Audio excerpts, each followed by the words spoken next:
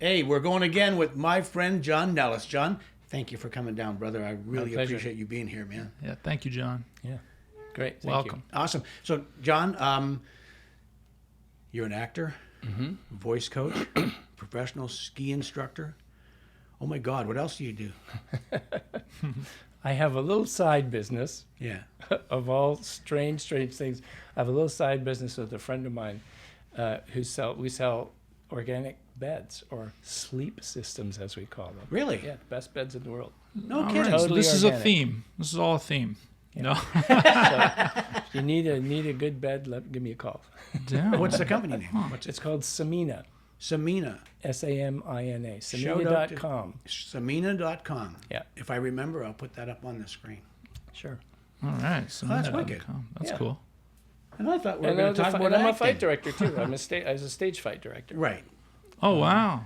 Yeah. Yeah. No That way. I know. Yeah, I was a fight director down at the Shaw Festival for 5 seasons. And I taught stage combat at George Brown Theatre School for 12 years. Now, you teach currently, right? You teach acting. Right now, I'm working with the third-year students at the theatre school in a new kind of position on speech, so that for their productions, I kind of listen in and say, we can't hear you here, or, if they're having trouble communicating their text well, I work with them on making sure it's clear and that they're communicating effectively with that. So Right on. it's sort of it's not quite dialect coaching because they're not doing any dialects, but Right. but it is it's kind of fine tuning that. But I was teaching just before the pandemic. I came back and was teaching dialects on there. They also have a film and TV media studies program through the School of Design. So I came in and was teaching them their dialects, and then the pandemic happened and stuff. So Yeah. I was teaching online through Zoom with them for a while, which is interesting because we had a couple of students who were overseas. One was in Russia and one was in, I can't remember the other one was, and she was getting up at like 3 a.m. Oh, wow. To come to attend- class. to come to class, and she was. I noticed she'd be kind of bouncing around, and I'd said, "Are you listening to music? Are you paying attention?" She said, "I'm trying to stay awake," and all this stuff. So yeah, we had an international class. It was, Oh, it wow. was That's amazing. wicked. Yeah. And then, Wow. okay, so in keeping with communication and clarity, make sure that you're in front of that microphone, brother. I'm All sorry. right. Yep, it's Yeah. all good. I should know that. Well, people lose track. This is a conversation. We shouldn't be worried about the damn microphones. Yeah.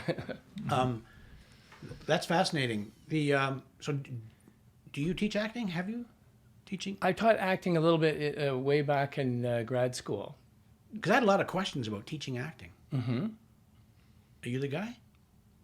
I mean, I've taken. I've kidding. done it. You know a little bit. Yeah. No, that's great. So, how did you? Okay, where are you from originally? I was born in Edmonton. Okay. But my family left when I was 6 months old. I was born in May, and in November they left. They went to the States. My mother was Swiss, and my dad was German. And like many people after the war, they came over here in the early 50s, like around 53. Mm-hmm. And my dad had trained as a cheesemaker. He was a master cheesemaker. We would love that guy. Yeah. Yeah, let's get him out here on the podcast.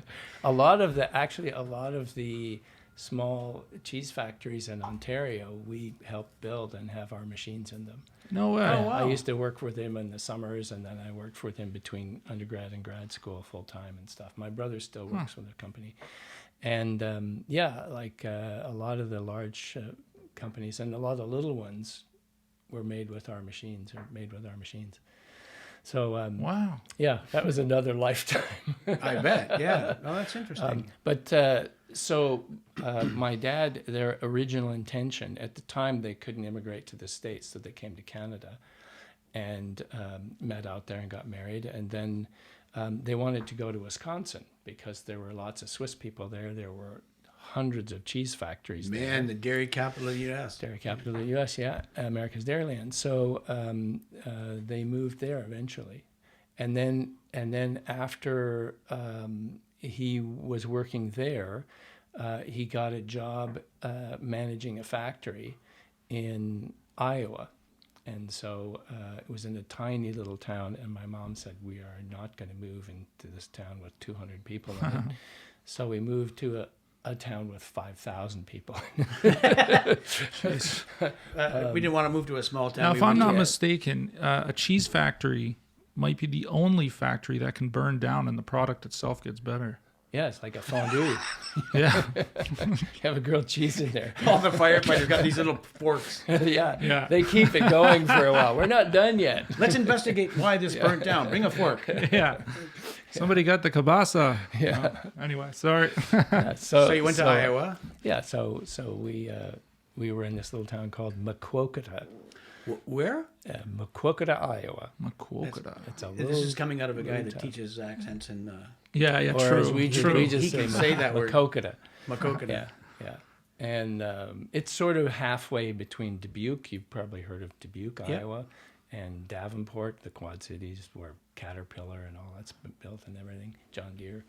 It's halfway between those two. Okay. Yeah, it's about 15 miles from the Mississippi River. Kuokata. Maquoketa. Makwokata. Yeah, yeah.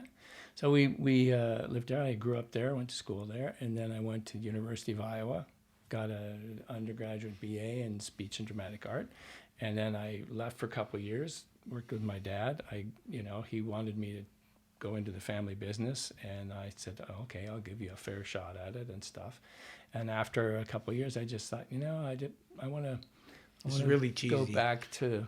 Yeah. Sorry.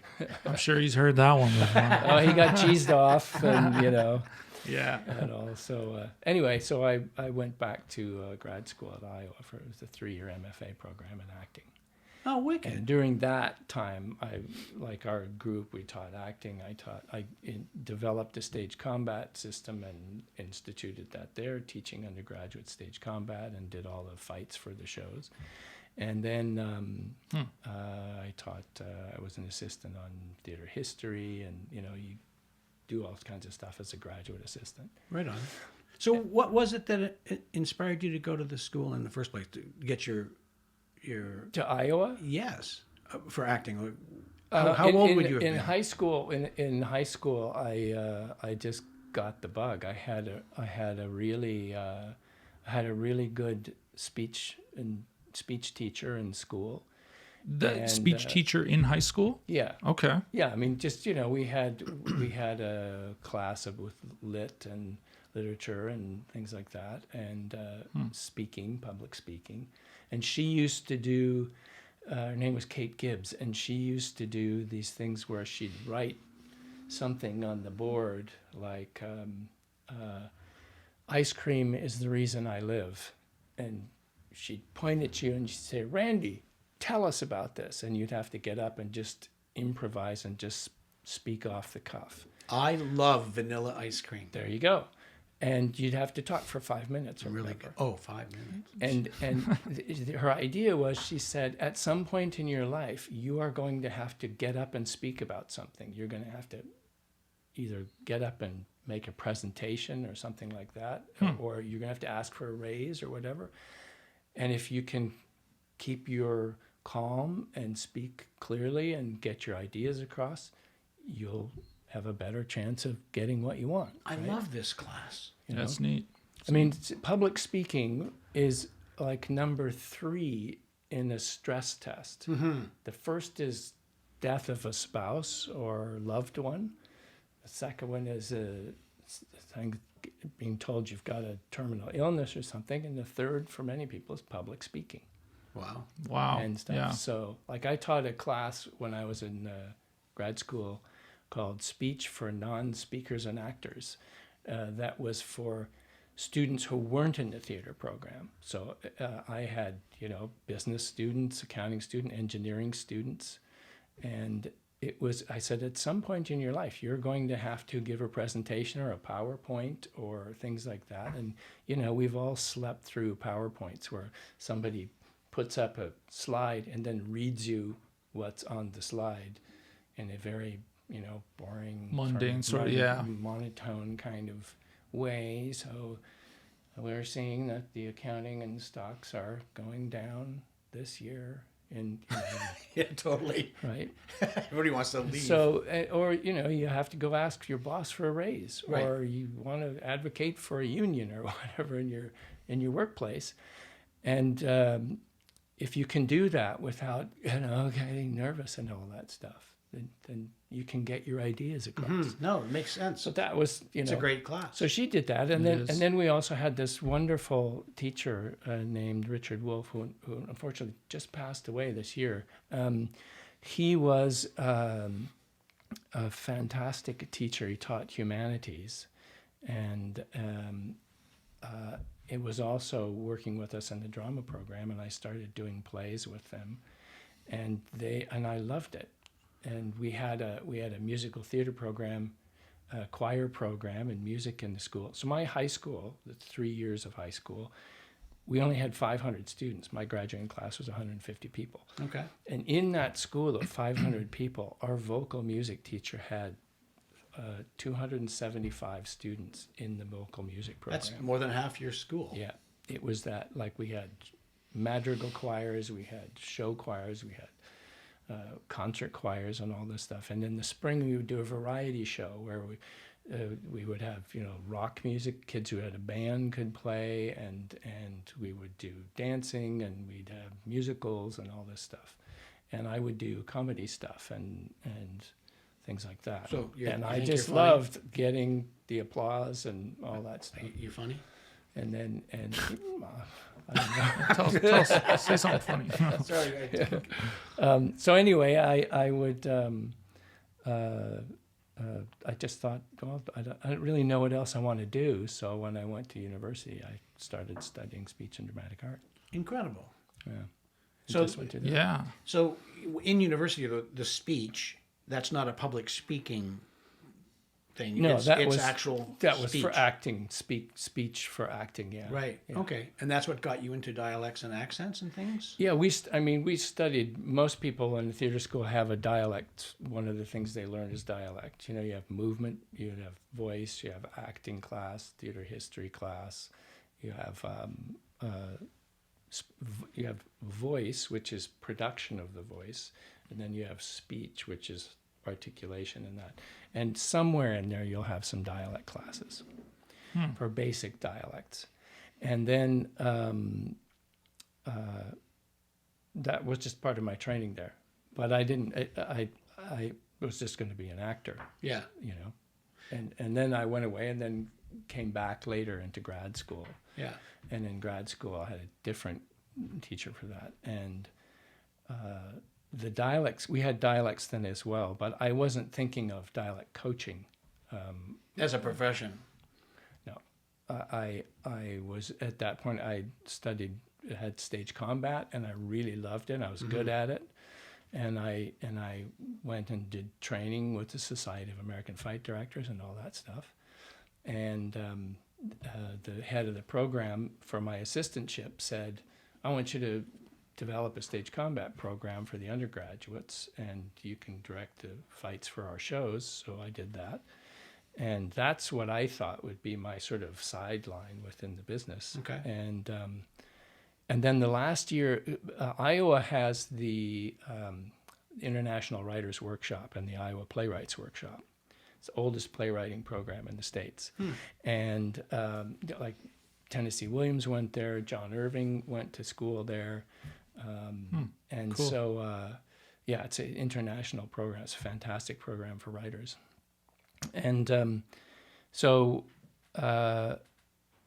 while I was there, every summer, like a lot of universities in the States have a summer theater program, and like Shakespeare programs or things like that. And so Iowa every summer would take a playwright and focus on all their plays. So they did all Tennessee Williams plays one summer. And then they would have academics from all over America would come because it was a rare chance to see all these plays from one playwright. And they'd have symposiums and all kinds of stuff. That's interesting. Yeah. So the last summer that I was there was Tom Stoppard's summer. So we were doing Rosencrantz and Guildenstern and Jumpers and all kinds of plays like that. And they brought in a dialect coach, this young woman who was the protege for Edith Skinner, who was at that time like the voice speech guru in the U.S. And so she was our dialect coach. And I just kind of asked her, like, it's kind of interesting. How do you do this? And how do you, I understood working and teaching and learning dialects because we'd had that in class. But I didn't really know much about coaching it for a show because we were doing English accents for all the different parts in that show. And so she kind of told me how you do this. I sort of shadowed her a little bit as we did that. But never with the intention of doing it professionally. I just thought it was kind of interesting, Sure. And all that. And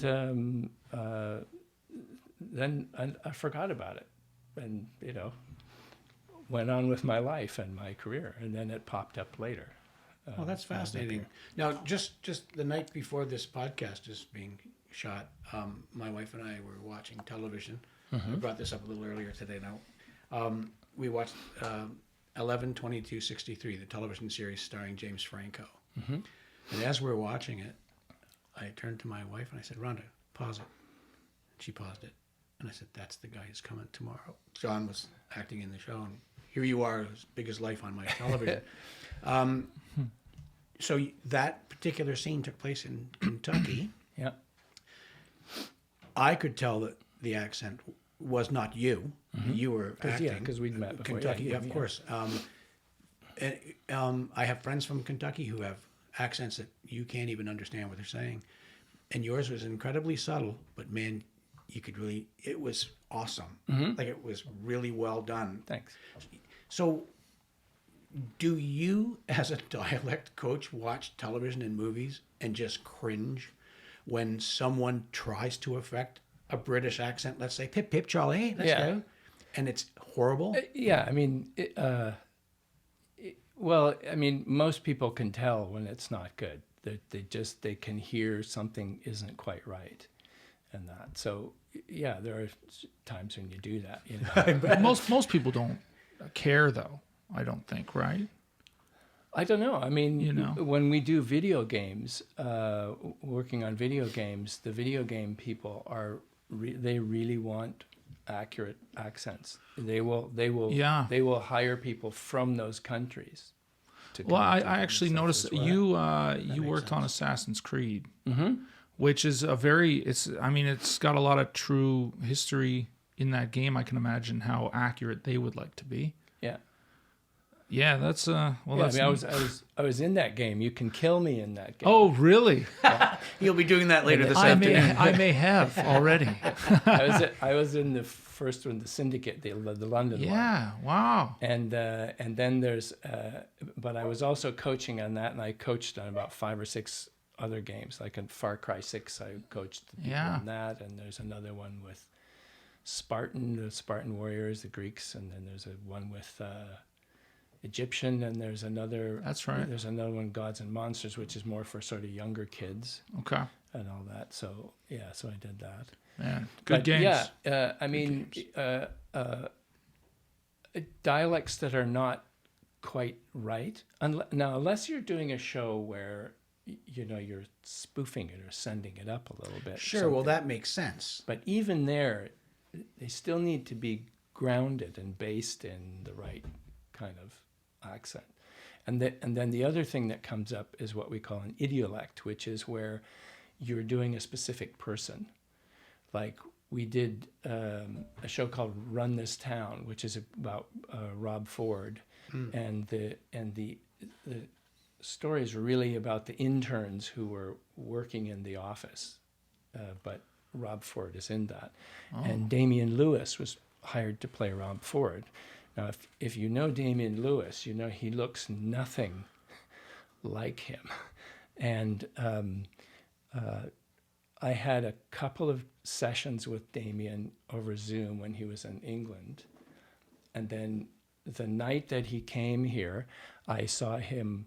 We worked for a couple of hours that night. And the next day, he would spend 5 hours getting into makeup with all Oh, this wow. Okay. aesthetics and stuff and a fat suit and that. And so for the rest of the shoot, I never saw Damien as Damien. He was always in makeup.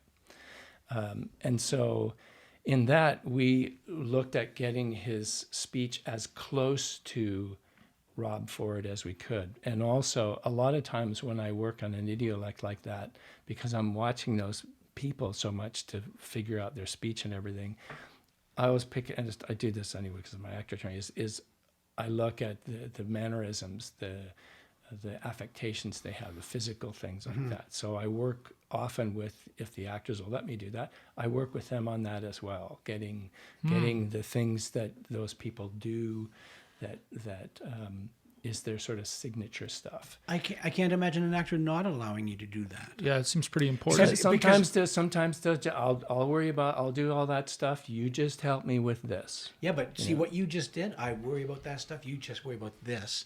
This is all part of the speech that you're making. Yeah.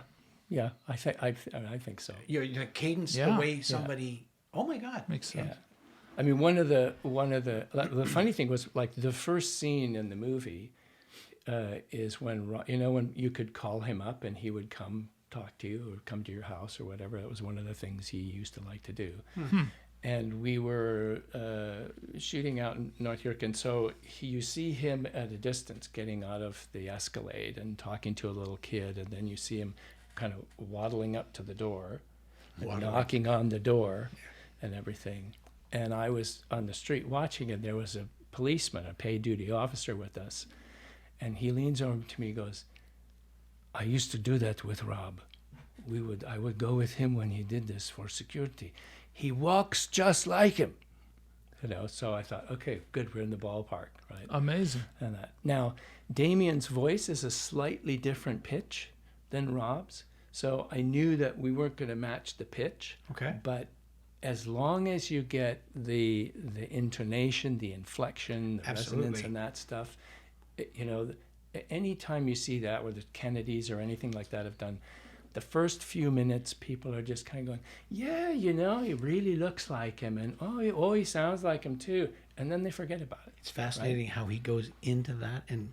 It's good. It's good. Yeah. It's like you go to a Shakespeare play, when you go to Stratford, the first few minutes, it's like, what are they saying? Because the language, and then it's like you just, like we talk. You that start way to all blend the day. in. Yeah. That varlet. What are you doing? You pick up that Shakespeare rhythm and all that stuff, and so with idiolects, it's kind of the whole person. I imagine that's a little more difficult than just doing an Alabama thing or a Russian thing. It depends on, like, for example, with the Kennedys, I've done 5 Kennedy movies, and so the last 2 were with Katie Holmes and John Cassar. They were both directing it, and so the first one, the Kennedys, was with Katie Holmes was playing Jackie, and Barry Pepper was playing Bobby, and Greg Kinnear was playing Jack. And so at first I was just brought in to work with Katie and Barry. And the producer who hired me said, we don't need caricatures. We don't need, like, really Kennedy stuff. This is a show about a family that's got drama and stress and in the White House, and it just happens to be the Kennedys. Right. And I said, okay. I said, I don't think an audience is going to buy that, but if that's what you want, that's what I'll give you. And I said, you don't need to worry about characters. I will not give you a caricature like a unless cartoon. You ask for a caricature. Right. There was a famous record by Von Meter in the 60s called The First Family, where they sort of sent up the first family and had all kinds of, like Jack would talk about bath time with the kids, and he was going to say, we have a number of toys, we have 3 PT boats, we have 3 rubber ducks, and the rubber ducks are Caroline's, the PT, all that stuff. And he would sound like him, but slightly characterized. Yeah. And so that's what a lot of people think of when they think of that. So Barry Pepper called me like the next day and said, I want to work with you on Bobby. And I said, no, the guy told me they don't want to go full Kennedy here. And he said, no, no. We're going full He Kennedy. wants to go full Kennedy as an actor. He said to them, look, I've been looking online and people are already saying, well, he's too old, she's too young, this is that, and I don't look enough like him and all this stuff. Right. And he said to the producers, if we don't go full Kennedy, this is career suicide. Right. People are going to say, well, geez, they didn't sound like him, they didn't look like him, it was awful, right? So he said, I want to go full Kennedy. And So and just as an aside, your name is on this movie. You get a credit for this, and somebody's gonna. What the hell did at John producer's do? discretion. Well, that's true. But like he was getting a wig, he was getting teeth, and he also said, I'm going to have teeth, so I need to know how to be understood with teeth that I'm not used to. So we started watching videos. I mean, I had a whole library full of books about the Kennedys, and I had lots of recordings. The tricky one, like I'd done one earlier called Jackie Ethel Joan, The Women of Camelot. And there was not a lot of Joan on tape, very little, because they Forgive my ignorance. Right? Who is Joan? She was Ted's wife, Ted's first wife. Copy that. There was the famous White House tour that Jackie had done. But Jackie, because of the stuff going on with Marilyn Monroe and Jack, she sort of emulated Marilyn, but with that sort of breathiness. Oh, really? Yeah, it was a bit of a dig at him. Oh, She did have brilliant. She did Yeah. have a bit of a breathy voice, but Like Clint Eastwood. yeah, she'd been to Eastern finishing schools, so she had that sort of way of speaking and all that stuff. But there was very little of her just talking. There were a couple of a couple of things where during campaigns where Rose and Jackie and Ethel sometimes would, and Ethel, there wasn't much on Ethel either, and they would be interviewed at the time on some, talk show in the 60s. But it was all very much like, this is how you sit on a television.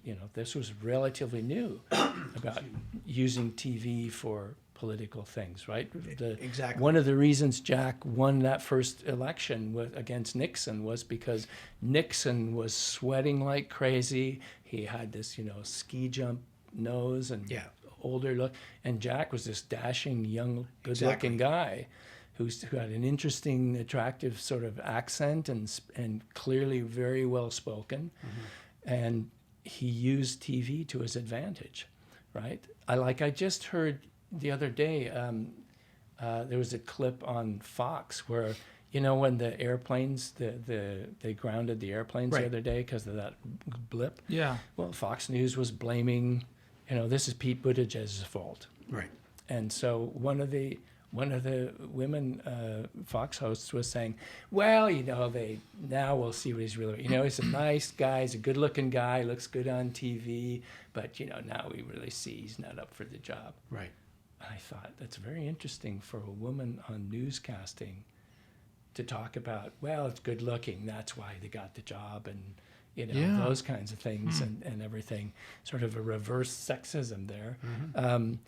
But anyway, so at the time, Jackie was doing these things. She was still very much like, this is how I talk on camera, kind of Stepford wife kind of thing, right? When we did the second Kennedy's one, Caroline had released, right after Jack died, Pierre Salinger, who was their press secretary, immediately did a long interview with Jackie about what had happened, the assassination, what she was thinking going on. And Jackie said, I will do this, but it needs to be sealed for 50 years. Oh, wow. Because of what I'm going to say. I'm going to tell you what I think. I'm going to let you know. Wow, geez. What, like she spilled her guts. And I think it was the anniversary of her death, Caroline said, I'm going to release some of these tapes. So I immediately got my hands on these things because I thought, now I can hear her just talking with somebody she knows really well, and to hear what she sounds like that way. So the first one, when I worked with Katie, and the first one, we really focused on everything we could find, little clips and stuff like that. And then the second one, we listened to a lot of those tapes, and Katie also listened a lot, and she still had notes from the first one. But like in the first one, Barry and I would spend a lot of time listening to Bobby, watching Bobby to get his inflections and his pauses. And there were a number of, in that first one, there were a number of speeches that Bobby did that were lifted right off of, like either a speech that he did, or there was one after Martin Luther King was killed where Bobby was supposed to speak to a group of black voters, and they said, we can't let you go out there right now. And he said, no, I want to talk to them. I want to go speak to them. And he spoke so eloquently and said, I know that a lot of you are angry and you want to commit violence, but I understand. I lost a brother as well to violence, and that's not the answer. And he calmed them down. Wow. And he said, Jeez. we need to focus into positive action and change and all that stuff. So we really looked at all those kinds of things. We focused on those kinds of things.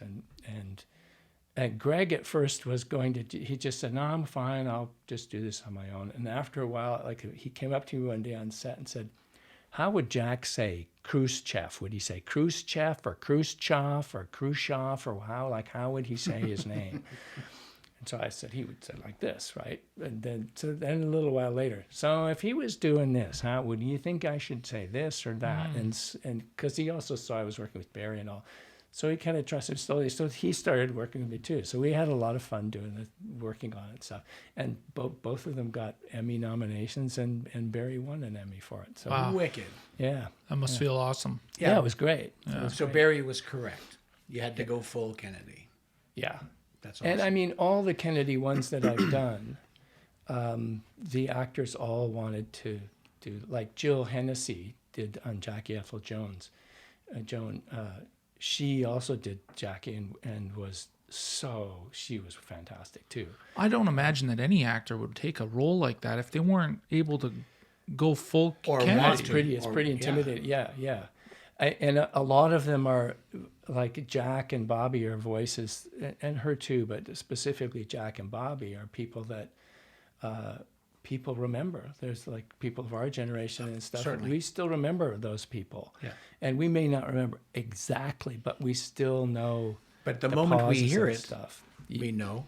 And also, that's not right. So what is the accent that we're discussing here with the Kennedys? They speak, well, it's nicknamed Kennedy-esque, but it's from what was called a Brahmin dialect. Boston and that area at one point had something like 26 distinct accents within the city. That's crazy. It's narrowed down a lot now, but the upper class was kind of called a Brahmin accent. Yeah, another place you'd hear it is, do you remember MASH, Charles Emerson Winchester Yes, III? absolutely, Who would 100%. speak sort of that way. Yeah, he was that same kind of class, upper class Boston.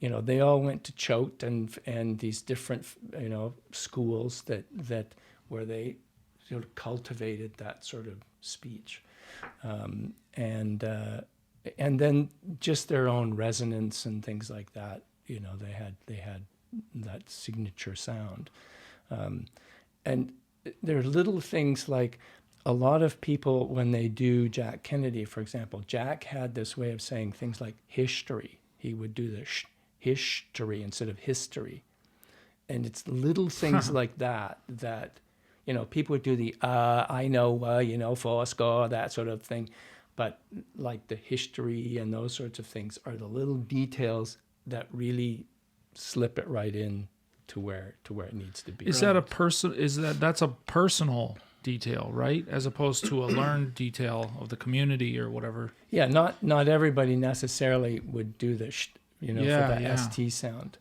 And the other things, for example, which there's a guy named Eric Singer who's a really fantastic dialect coach, and he does these wonderful things on YouTube where he'll say, let's look at people who are doing idiolects, like somebody playing a boxer, somebody playing like somebody who's a known person, and says, let's see if they got it and how close they were and stuff. And I knew sooner or later one of the shows that I'd worked on was going to come, and I saw one day that said, let's look at people who have played presidents. And I thought, oh no, here we go. And I was terrified that he was going to throw it out, right? But the thing that he pointed out that he thought that I really got right on this show, and what he does is he'll play a clip of the real person, and then he'll play the actor. Right. And he goes back and forth and back and forth. And the thing that he was talking about with Jack that he thought Jack got is what we call a hesitation marker. It's when somebody's talking and they go, that kind of thing. It's a little place marker that says, let me just get my thought together here. I'm still thinking. It's, the whole thing about the talking stick in the group. You get to whoever's hold got the the talking stick and nobody interrupts, right? So it's sort of saying, I still got the talking stick. I'm not finished yet, right? And every sort of dialect has its own sort of hesitation marker, right? Like Canadians saying, or Canadians What a say detail. No, A, I love this. right? You always talk about the Canadian A, Yeah. right? And the Canadian A is used in many different ways. There was one of the first shows I was coaching on, the second show I was coaching on, Jeff Daniels was it was called Father Goose was the nickname of it, and it's about the guy who lived up near Port Perry, who would train the geese how to fly on their migratory routes with ultralights. Yeah. Right. Bill Lishman. And so Jeff was playing him for this movie. And Jeff said to me, I want to do a Canadian accent. I want to, nail the Canadian accent. He said, the producers don't want it, but I want to do it. And so we worked over the weekend to work on a Canadian accent. And then he did it for the producers on Monday. And they were like, no, you're an American. We're going to use your voice. And we'll have the other, the day players will get to use a Canadian accent. That'll fill it in.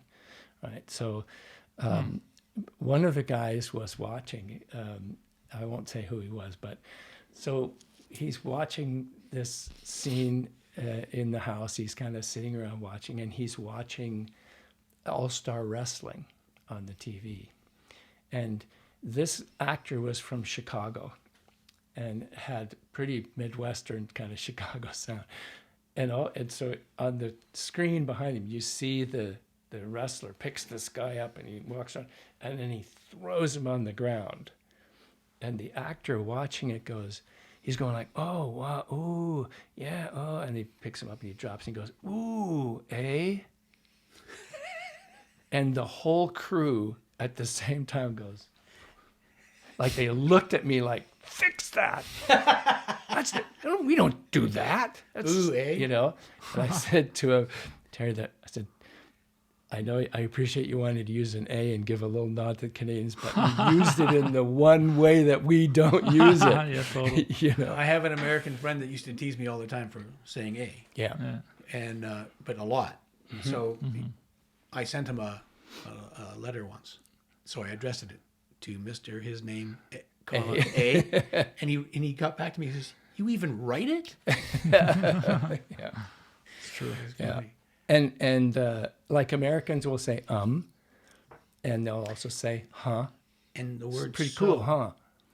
I've never thought about this hesitation marker. This is a really interesting thing because people do speak, and it's their way of controlling their conversation.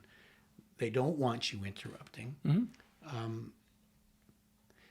And at the end of sometimes when people say, and they go, and what? So, because so implies there's more to come. Mm-hmm. So as the listener, I don't interrupt. That's Right. fascinating. Mm-hmm. And I hear a lot of younger people now say "yeah" at the end of something, They'll go, so, we went to school and we did this and it was a really good game. Yeah. And that the yeah is like... There's more to come. It's kind of like, okay, I'm done now. Yeah, that's it. Oh, okay. That's a sort of, okay. So that's a conclusion, though. And it's also a kind of a confirmation of it. To me, it sounds like a self-affirmation. Yes, I'm here. Almost an insecurity. It could be an insecurity, and it could also just be like, I'm just confirming what I said. Okay. Like if you say the Irish people don't go they go And go down to town and there's 5 of them then they do that right. Germans will kind of go or at the end, like the part of Germany that my dad is from in the Rhineland near Cologne, they will, instead of saying a at the end of things, they'll say ne. Oh. And now, is that just language, or is that because it's a different language? It's spell it different? It's like in Quebec when someone will say non at the end of something. Okay. Right? C'est un bel jour, no? Right? Okay. It's like, they're literally saying no. It's like, isn't it? Yeah. Right? Yeah. Like English accent, London accents, you often hear people say in it. In it, yeah. Yeah. Now, Nice can, in it. But they'll also use in it where it like in it is a contraction of isn't it. Right. But they'll use in it just at different times where it doesn't make sense to say isn't it. They'll just go in it. Well fit in it, or something like that. actually I like that. Saves time. Yeah. I mean, if you're coaching several actors to do a German accent or something, I mean, each one of them has to have their own personality, their own, like you were saying with the sh. Somebody might say listen. Do you? If you're not doing idiolects, but you're just doing accents, do you ever just pop those in as like I don't throw in extra details? things like that because for example, you'll hear now a lot of people saying street, strong, extra. Like if there's an STR word, they make it an SCH or SHTR. right? He's really strong. And there are some regional accents and ethnic accents which have that in them. But often with social media, those kinds of things will catch on. Like if when Okay. that rock singer came out with a BMW or a Mercedes star on his chain, and the next day everybody's Benz was having this hood ornament ripped off or like whoever came up with the idea of wearing a baseball hat backwards. Yeah, because it just looks silly. Yeah. I mean- yeah. But I mean, it's like up until that point, nobody would ever wear a baseball cap backwards. Somebody started that, and Sure. everybody wears it backwards, right? Yeah. And so it's the same thing with vocal things. Some famous singer, usually it's a singer or something like that, has a speech pattern, whether it's a speech defect, if you want to call it that, Oh, that's interesting. or a speech mannerism, and suddenly people start picking that up. I mean, you see singers like Adele has this, beautiful voice, and then you start hearing all these other singers who sing like her, right? Or they're People try to Yeah, adopt that. yeah, I because hear of- that all the time, of her yeah. success. Or you like, there's a thing that with, I always tease my daughter when we're in the car and somebody sings like this, where you have a singer and they sing a song like this, like they're 5 years old and very nervous. Oh, I have that album. yeah. and so there's a whole bunch of people that sort of sing like whoever started that and became famous. Yeah, I hear this all the time. And it just bothers me so much. And Andrew is a singer-songwriter, musician, so he pays a lot of attention to that. Yeah, it's that right away. Oh, you can classify this. They're the folk singer, and they're a John Denver's folk singer, or they're a Bella Affleck. I mean, Ellie Goulding is an amazing singer, and I don't know how many people. I'm assuming it's her that started it, but so many people are emulating the way she sings, and it's just everybody. You can be, oh yeah, this is Ellie. Oh, it's not Ellie Goulding. Wow, another one that's doing the same friggin' and some thing. of them sound interesting, just like them. Yeah. Right? And then it's a matter of, so if they really sound just like him, then it's a matter of, is the song itself good enough to, like so many people who win the song, the America's favorite singer or whatever, you can't remember their names 2 months later because they were always doing covers of other people's songs. They didn't have songs written for them by somebody, or they aren't songwriters. Taylor Swift had the right people helping her so she could totally. I don't know if she writes her own music. Apparently she does. So she writes her own music, but those singers always have people writing stuff for them as well. Yeah, absolutely. And so she had the right combination of the whole package, as they say, and super. And if she wants to come on the podcast, she can. Yeah, come on, Taylor. I might have her number somewhere.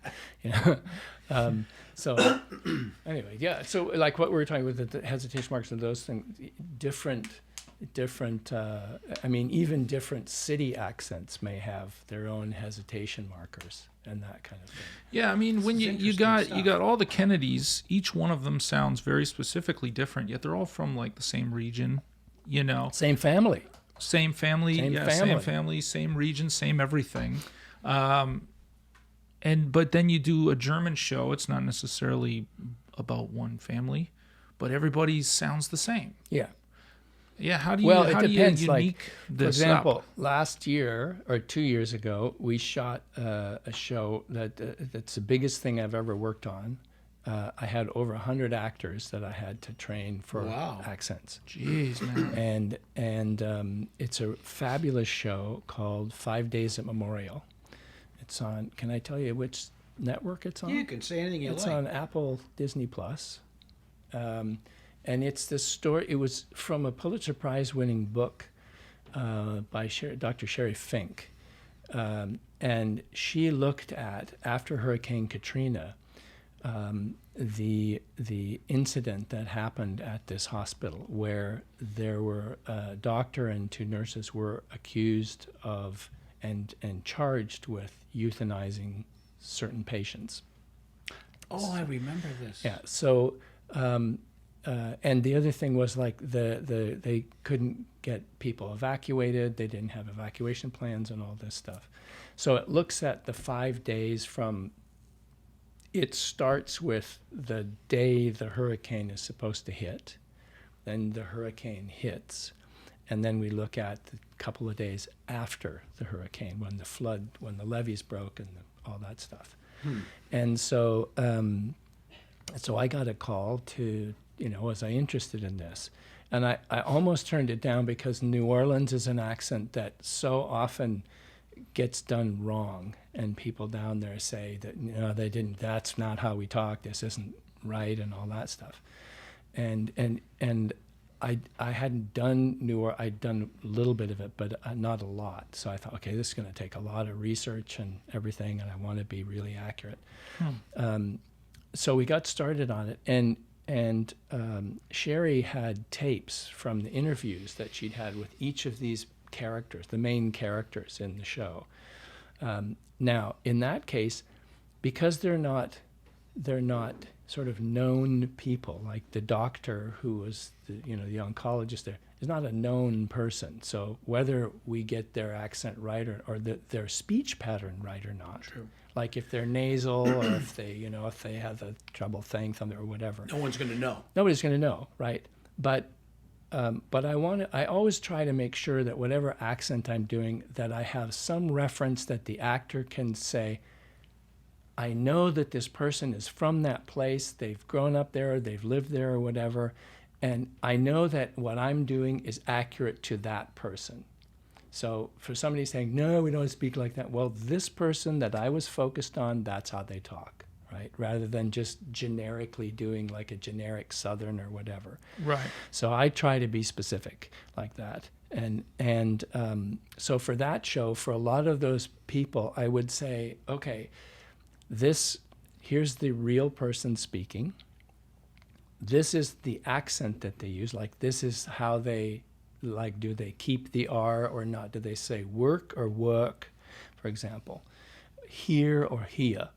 And then I'd say, okay, so the accent part is that. Now, this person's, like the person themselves, one of the doctors, for example, had a habit of just going, well, yes, of course, I think this, right? I said, you don't have to go, Yeah. That's called fry, vocal fry. That would by get the really way. annoying Yeah. watching a movie. So I said, you don't have to do that, right?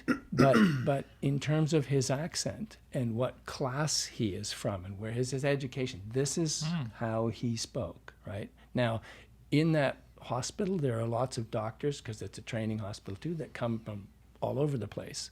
So, we had a couple of actors who said, no, I don't want to do an accent and all that stuff. And we can talk about that too, of not wanting to do an accent and why somebody who doesn't want to do an accent then pushes back. But so I said, okay, fine. Do you want to have a regional accent, like you're from New York and you're visiting, or you're studying, or you're working here? I said, the only thing is, they've told me they want to make sure you don't sound Canadian, right? So that, like, Big deal. in the 80s and 90s, when we were doing a lot of movies of the week up here, remember those good old days? I was on what was nicknamed Hoser Patrol. I would go on set and It's really funny. This I brings would up be, another question, though. yeah, I'd be working with the leads, and then I would make sure somebody comes on. They have 2 scenes that day or 1 scene, and I would go knock on their trailer and say, "Hi, I'm the dialect coach. I'm John. Can I just hear your lines? I just want to." And they'd say, "Sure, we're going out and doing this." And I'd say, "Okay, you might have just don't answered my sound like question. you're from Chicago, right?" So they would often say, and they often do this in the States. Let's say the show is set in Chicago. They don't want everybody doing a Chicago accent because they can't afford to have me work with every single person, and not everybody has it, right? But they do want Canadian actors up here have to be able to do a general non-regional American accent, right? So for a long time, like at Actor, our union, we would hear from producers saying, if you want us to cast Canadian actors, they have to be able to do an American accent. Because, and after a while, the producers, they know what the key Canadian sounds are. They can spot them a mile away, and they will nail an actor on it. And so that was my part of my job, was to talk to those people every day before we started, and just let me listen to your lines. Okay, you've got an about in there, or a rate, or tomorrow, sorry, dollar, those kind of sounds, right? That was my question. So you keep going, but I have a question.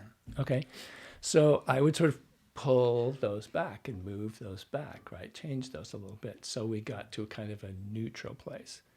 And the about in particular is one that's for a lot of actors very tricky, because they don't, like, they would say to me when I'd knock on their door and say what I'm there for, they say, "Oh, you're here to make sure I don't say out in a boat." Yeah. And I'd say, "Well, you don't say out in a boat, you say out and about. Yeah. And Yeah. I need you to say out and about." And they would go, "What, Whoa. isn't that what I said?" Just a second. Do that again. Okay. So what happens in Canadian accent, like sort of general Ontario accent, Okay. right? It's stronger if you're talking about, up the Ottawa Valley there, up there, Renfrew, and up there, Perth and that area. But it's called Canadian raising. And what it is that the tongue, the back of the tongue is up higher, okay? And the jaw is closed a bit more. So you get a kind of a tighter sound, like the jaw's a little tighter. So when you say right, which is what we call a diphthong. Okay. It's two vowel sounds, ah, e, which blend together to make one sound. I'm fine. It's a fine night for a fight. Okay? What the Canadians do, because it's tighter, you get, it's a fine night for a fight. You hear the difference? Oh yeah. It's a fine night for a fight. And watch my mouth. It's a fine night for a fight. It's a fine night for a fight. Right? Yeah. It doesn't move much. Right. Yeah. Right. So you get that. If you watch our favorite premier, he speaks as if his, you know, he gets that like deer in the headlights grit in his teeth. Yeah. Right. All right, folks, tonight we're going to do this. We're going to fix healthcare, right? It's Yeah. that tightness in the jaw, and the mouth is moving laterally instead of vertically. Right. So because the tongue is further back, there's less space for that sound to come out. So it gets a. And the other thing is it becomes a triphthong. It has three sounds. Just before the I, there's an I. So it slides up. Right? So let's do a little dialect session. So if you say, Don't embarrass me. if you no, I'm gonna give you a strong Canadian accent first, okay? So right. if you go e E. I I. right. So you can feel the sound going from I. Okay, Do it. try it. Right. Okay. So what happens to your jaw when you do that? I raise it Yeah. vertically. So your jaw goes from fairly open, Yeah. it closes, right? Do it again. See what you feel your tongue doing. I. It kind of backs up. Yeah, Okay. kind of. Yeah. It's back there. Can you sense where in your mouth the sounds are, resonating? Where they resonate? And I'll give you a hint. Is it in the front or the back? Here's your GPS, right? I think it starts Is up it the front. front or the back, or is it high or low? Well, mine starts at the back and comes to the front. I think mine starts deep. Do it really slowly. Yeah, I guess you can. It does start deeper in like the back, in the neck, and then it starts to make its way sort of. And where is your tongue when you end on the E? Can I just say in my mouth? Yeah, just do the E. It's raised in behind my teeth. Mm-hmm. It's almost pressing against the bottom so teeth. what your tongue is doing is going I, right? Right. So the E sound is, for American speech or English speech, the E is high, and then the front. E, it's right sort of behind that little ridge just behind your teeth where your top of your mouth goes up, right? It's E, it's up there, right? The Holy crap. the is in the back and open, like you said. That's why the doctor says to you, say ah, because it's the vowel that is the jaw is the most open, the throat is the most open, so they can see down into your throat. That's why you go ah instead of e, right? They can't see in there, right? Now that's fascinating, despite the fact we just lost half our audience. Yeah. No, I'm kidding. There you go. No, I guarantee half people are sitting there going, I. Yeah. You're driving down the that's phone. brilliant. Right. So when I work with somebody that way, I have to say, okay, so we're going to relax the jaw, and we're not going to do the in front. We're going to start that fine night for a fight. We're going to relax the jaw, and we're going to not start with the We're going to start with an So we go I. So we just slide up I versus I. I. And the mouth isn't tight. It's not going from I, it's I. Like you can see my mouth can stay pretty open. I, until right at the end. Versus I, where it's closed most of the time. And that comes from the Scottish and the Irish immigrants that came in and influenced us. Oh, it's a fine night for a fight. Like an East Coast accent from Canada. Well, yeah, I mean those accents there are strongly from the Scots and the Irish, and particularly the Scots, and also because they were isolated. They're on the island, right? There wasn't. They were Isolated. Yes, exactly. That's it. Good one, right? So it's that kind of thing. That's kind of, sometimes it comes down to saying, this is how your mouth goes, this is where your mouth is, this is where your tongue goes, and that. Some people, that just freaks them out, and they think that, oh, I'm never gonna, Yeah. this It is. way That's too really technical. detailed. No, yeah, it's incredibly intimidating. Yeah. So it really is. with I need to find out when I work with somebody right away, is that going to work with them or not? Now, Okay. that's interesting. We've talked about this before. In the film business, we have to navigate multiple personalities throughout any given day when you're in a key position. So you're dealing with a show with 100 actors, and you have to deal with each one. Do you deal with them personally, each one? Do you have a class of 20? No, in that case, so some of them, right, obviously some of them are just, they've got 2 lines or they've got 1 line. Like we had one actor who all he had to say was, you can't smoke in here, right? And a lot of times those are the ones that are sort of forgotten by production. We don't Sure. have time, we can't afford it, this and that. But the more that an audience, especially if it's set in a regional place, the more that an audience hears people who aren't sounding like that place, the more it takes them out of it, right? So now that guy, I just said to him the day that he got in this, as soon as I sent him an email and said, as soon as you come to set, I'm going to talk to you about your line. I made a little voice clip of it and sent it to him, said, here's where you practice, these are the sounds you need. And that's it, and I'll run into you on set. So I'm just working to say, you can't smoke in here. And so I just say, okay, so let's do that a couple of times. You can't smoke in here. And I said, okay, now say it to me a little more quickly, say it to me more slowly, say it to me like you're upset about saying this.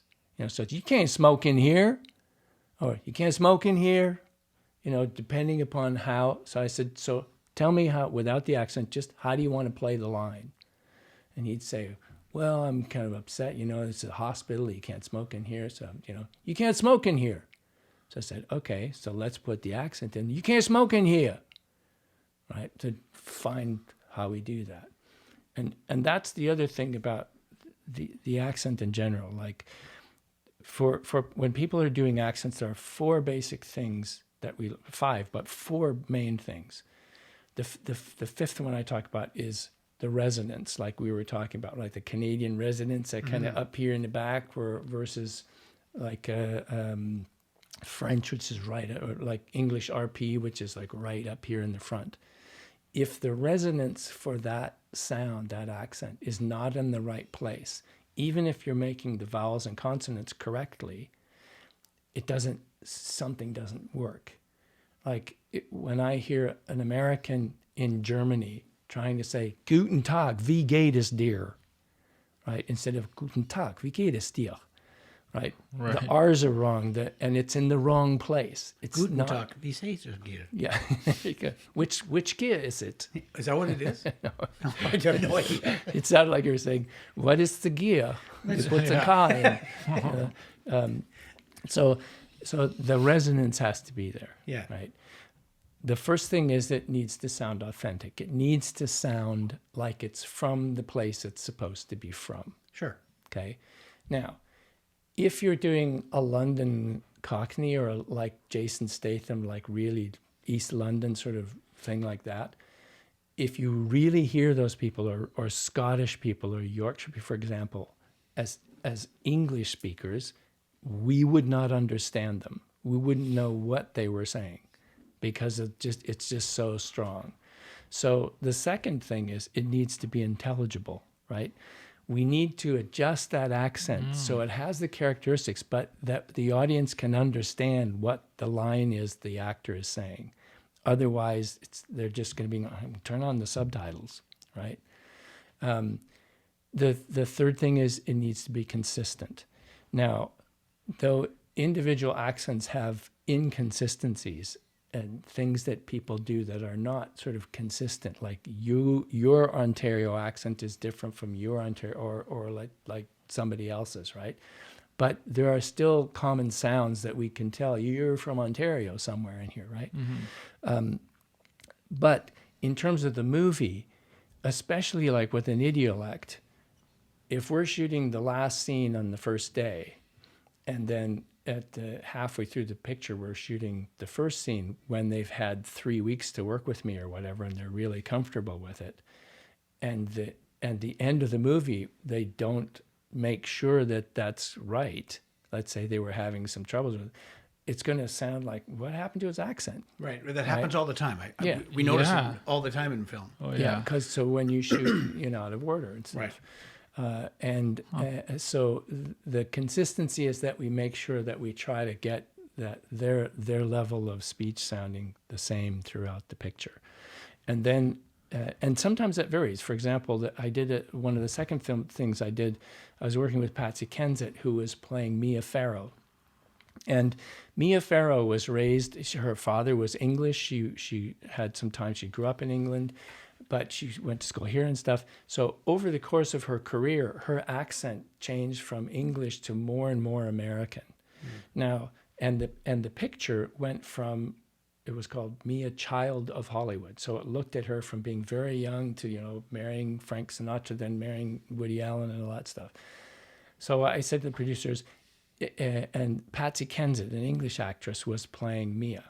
So I said, it would be accurate for us to adapt your accent as she got older, but for the audience, they're going to be going, how come her accent sounds different? Oh, that's interesting. So that's something we just decided, that's going to confuse people. It's going to throw people off. They may think Patsy lost her accent or Patsy couldn't get the accent right. So we just decided to find a place where it was close to the Mia the that most medium of us know, Right. and Okay. go consistently that way. So sometimes you make those decisions, right?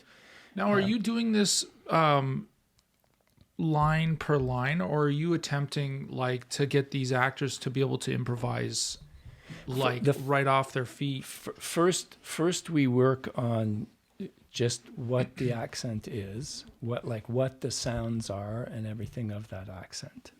Right? Okay. And then once they are sort of comfortable with that and have that, and this has to vary too. Some actors learn differently. Some actors learn just by hearing it and just repeating it. Some actors want really detailed. Yeah, you'd think almost like a theory, like a musical theory or something. Yeah. I can hear the music. I can tell sort of what chord they might be playing, but I want to know why. Yeah. So you may have a blues song that you're doing in a Delta blues or whatever, but you may say for your character who's playing the Delta blues, you may have a certain way that you use the vibrato or a certain finger technique, right? Absolutely. So it's your signature Delta blues sound. You see what I mean? You know what I mean, right? Yeah. So so that's part of the thing in the accent with the consistency. Now, and the last thing, the number 4 thing of those things are authenticity, intelligibility, consistency. The last one is, and this is the most important one, that the accent does not interfere with the performer's performance, right? We don't want it to be about the accent. Yeah. This is something that producers are saying, we don't want this to be a show about accents. We don't want this to be all about the accent, right? For sure. Of course not. And I don't want it to be about that either. So it's about making sure that the performance comes through. And that's the tricky thing, because a lot of times we have very little time to work with these people before they have to I was going to ask that. And so that's it. And also, it's like, you've seen this if an actor has to do a stunt, they just say, he's got to do something like a fight or something like that. And we've got to see them shoot that gun, right?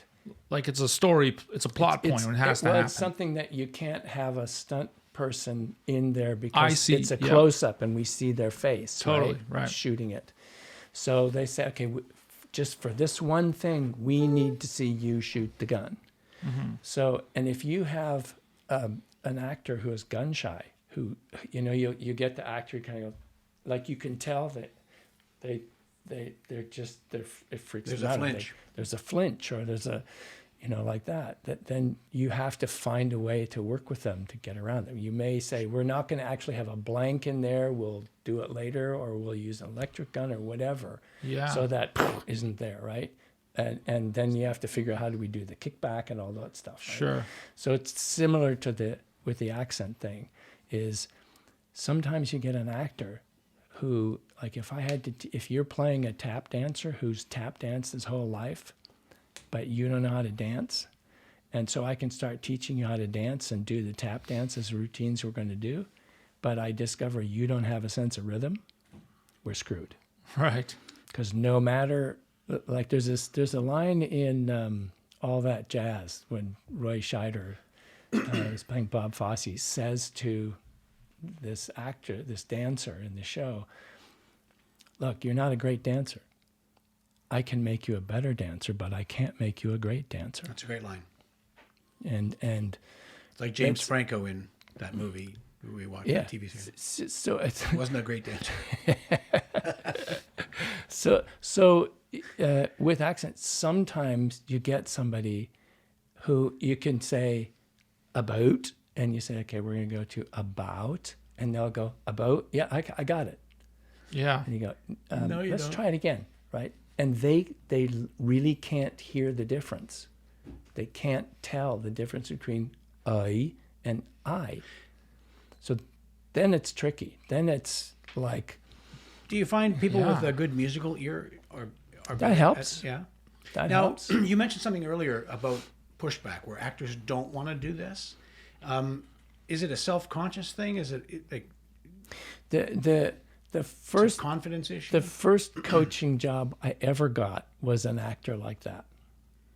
So, my agent had gotten seen on a breakdown that they needed a dialect coach to do a Midwestern accent, and she said, "John, you've taught some voice in college, right?" I said, "Yeah." And you teaching at the school, right? I said, "Well, I'm teaching stage combat." She said, "But you can teach people things, right?" Yeah, okay. I'm going to put you up for this job because you're from Iowa. You're a Midwestern accent. You know a Midwestern accent. So I'm going to put you up for this. So I went in for this job, and I knew from the minute I walked in the door, there's no way I'm going to get it, because all the director was talking about is, who have you worked with that I would know? Oh, God. And I said, isn't it more like, can I get your actor to sound like he's from Kansas? And I knew there's no way I'm going to get it. Right. So I didn't, but there was a producer in the room who was kind of watching, and he kind of winked at me, and I said, okay, fine. And he took my resume and handed it to the producer down the hall, who he knew was looking for a dialect coach. So I go to talk to that guy, and this guy says to me, our actor's from New Zealand. What sounds would he need to change in order to sound like he's a Harvard professor? All of them? Yeah. And so I said, okay, at least this guy has an idea of what I have to do. Mm-hmm. So the actor was Sam Neill. Okay. So he said, Sam doesn't want to do an accent. He is pushing and fighting us on this. He doesn't want to do an accent. But I think you can do this. So you go meet with him. And if he likes you and calls me back and says, we're okay, you got the job. Okay. Wow, weird. So I went to the Sutton place back then, right? And I met Sam. And he had said to me, I don't want to do this because if I can use my own accent and my own voice, I can give a great performance. But if I have this filter in everything I say of an accent that some part of my brain Isn't believing. It certainly is more is remembering it has to do that, Yeah. then I can give a really good performance, but I cannot guarantee a great performance. And, he talked a bit, and so I said, well, let's work a little bit on it. and see how you feel and what we can do. And then it's you and the producer talk and see what you're going to do. It's like, this isn't this is my first time doing this. So if I don't get it, I'll just keep doing what I was doing, right? So he called the producer and said he's okay. So I started working with him on that film. And while we were shooting that film, it's a miniseries called Family Pictures. And Angelica Houston was in it, and Dermot Mulrooney and Kira Sedgwick. He was married to Kevin Bacon. Mm-hmm. So now because I met Kevin Bacon on the set, so now you're 1 degree separated from Kevin Bacon. Yeah, baby. We can play that game later. Yeah. So while he was doing that, he got Jurassic Park. So the producer said, we want Sam to be happy, so would you work with him on Jurassic Park? And I said, sure, Steven Spielberg, yeah. Gee. And so Sam said to me, I don't know how to say all these dinosaur names, so we need to find that out, right? So I called the ROM up and I said, I'm working with can I talk to your paleontologists? And they were like, okay, what's this concerning? And I said, well, it's for a film and all this. So they put me through to the paleontology department. And I said, I need to know how to say dinosaur names. And they were like, well, that's not. I said, I'm working on the film Jurassic Park. Oh, come on down. Yeah, sure. Oh, yeah. They were so that's exciting. excited. Yeah. They're showing me how they splice DNA, and they took me in this warehouse room down there and said, what do you think this is? And he tosses me, and it's the dinosaur egg. Right. And it's how old is it? 20 million years. Okay, put it, take it back. Yeah, priceless. Yeah, and all that stuff. So one guy would say, oh, this is called a diplodocus. And then the other guy would say, no, it's a diplodocus. Uh-oh. Well, he was from England and he was from America. So, Right. Okay. like, is it a, Stegosaurus or Stegosaurus or what, Right. So they were throwing all this around. Huh. So we did that. So I prepped him for that. And I said, and so at the end of the picture, he says, now look, I've spoken to Steven and said, I've got a guy I'm working with here. We're getting along well. I really like him. And we've prepped everything. We're ready to go. And he said, Steven says he's got his own coach. So, unfortunately, he won't let me bring you down. But I said to him, if it doesn't work out, can I bring my guy down? And they said, well, we'll see. And Sam was a guy who, from the beginning, I understood. He does not want you to bring out a chart and show you this and that, and here's what you do with your tongue and all that stuff. So we got our own way of working. And so off he went. And he told me later that the person that he originally met to work with him had charts or whatever, and said they were gone by lunchtime. And so they shot the first scene where he's listening to the Triceratops in the field there, Yeah. right? And he sort of talks a little bit, and then he said to Steven, so what do you think? Is the accent okay? Was going to do this or that? And he said, I like it. It's fine. Let's just keep that. So I didn't get to go down there. We're just going to go with what it was. But God bless Sam. When he came back for another movie, he called me up and said, okay, let's do this. So I've done 4 things with him. And there was a day where he was in the hotel bar having a drink after work, and Gabriel Byrne was there working on a movie. So Gabriel had to do a New York accent. So I get this phone message, our favorite phone message ever. And it's, hello, this is Gabriel Byrne. Sam gave me your name. As you can tell, I've got a real New York accent. And I don't know why, but they want me to have somebody work with my New York accent. So can you help me out? That's great. So I went over and worked with him. And so it just started that way. Then I started getting calls from producers that said, Brilliant. I heard you worked with so-and-so, and I talked to him, and he liked you, and this and that. And then So I never planned to do that. It just started going. That grew. So I Wow. just, I keep reading, I study, I practice, How many in America? How many accents are there in just America alone? Do we? I don't know. There's like thousands. So Yeah, that's insane. you personally can't know them all. No, of course I not. mean, worldwide.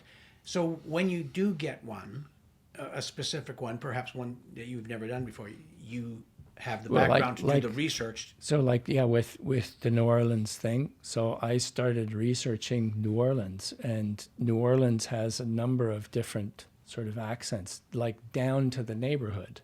Yeah. And so I was figuring out, where's this person from? Where's that person from? And if I had the time to do that or hone in on it, I did that, and would do that. And then New Orleanians are often mistaken for people from Brooklyn because there are sounds like they'll say half an hour, right? And you'd think they're New Yorkers. Okay. And that, right? Which is the thing that if people just do a Southern accent, the New Orleanians say, we don't talk like that because we don't sound like your average Southerner. They have a different sound and that. So with as much as I could, I would do that. I did something I usually don't do is I called a dialect coach in New Orleans who turned out to be from Wisconsin and said, can you, do you have any tips or resources about the New Orleanian accent for these characters and this and this and this? And she sent me some stuff and was really helpful in talking to me about it and all that stuff.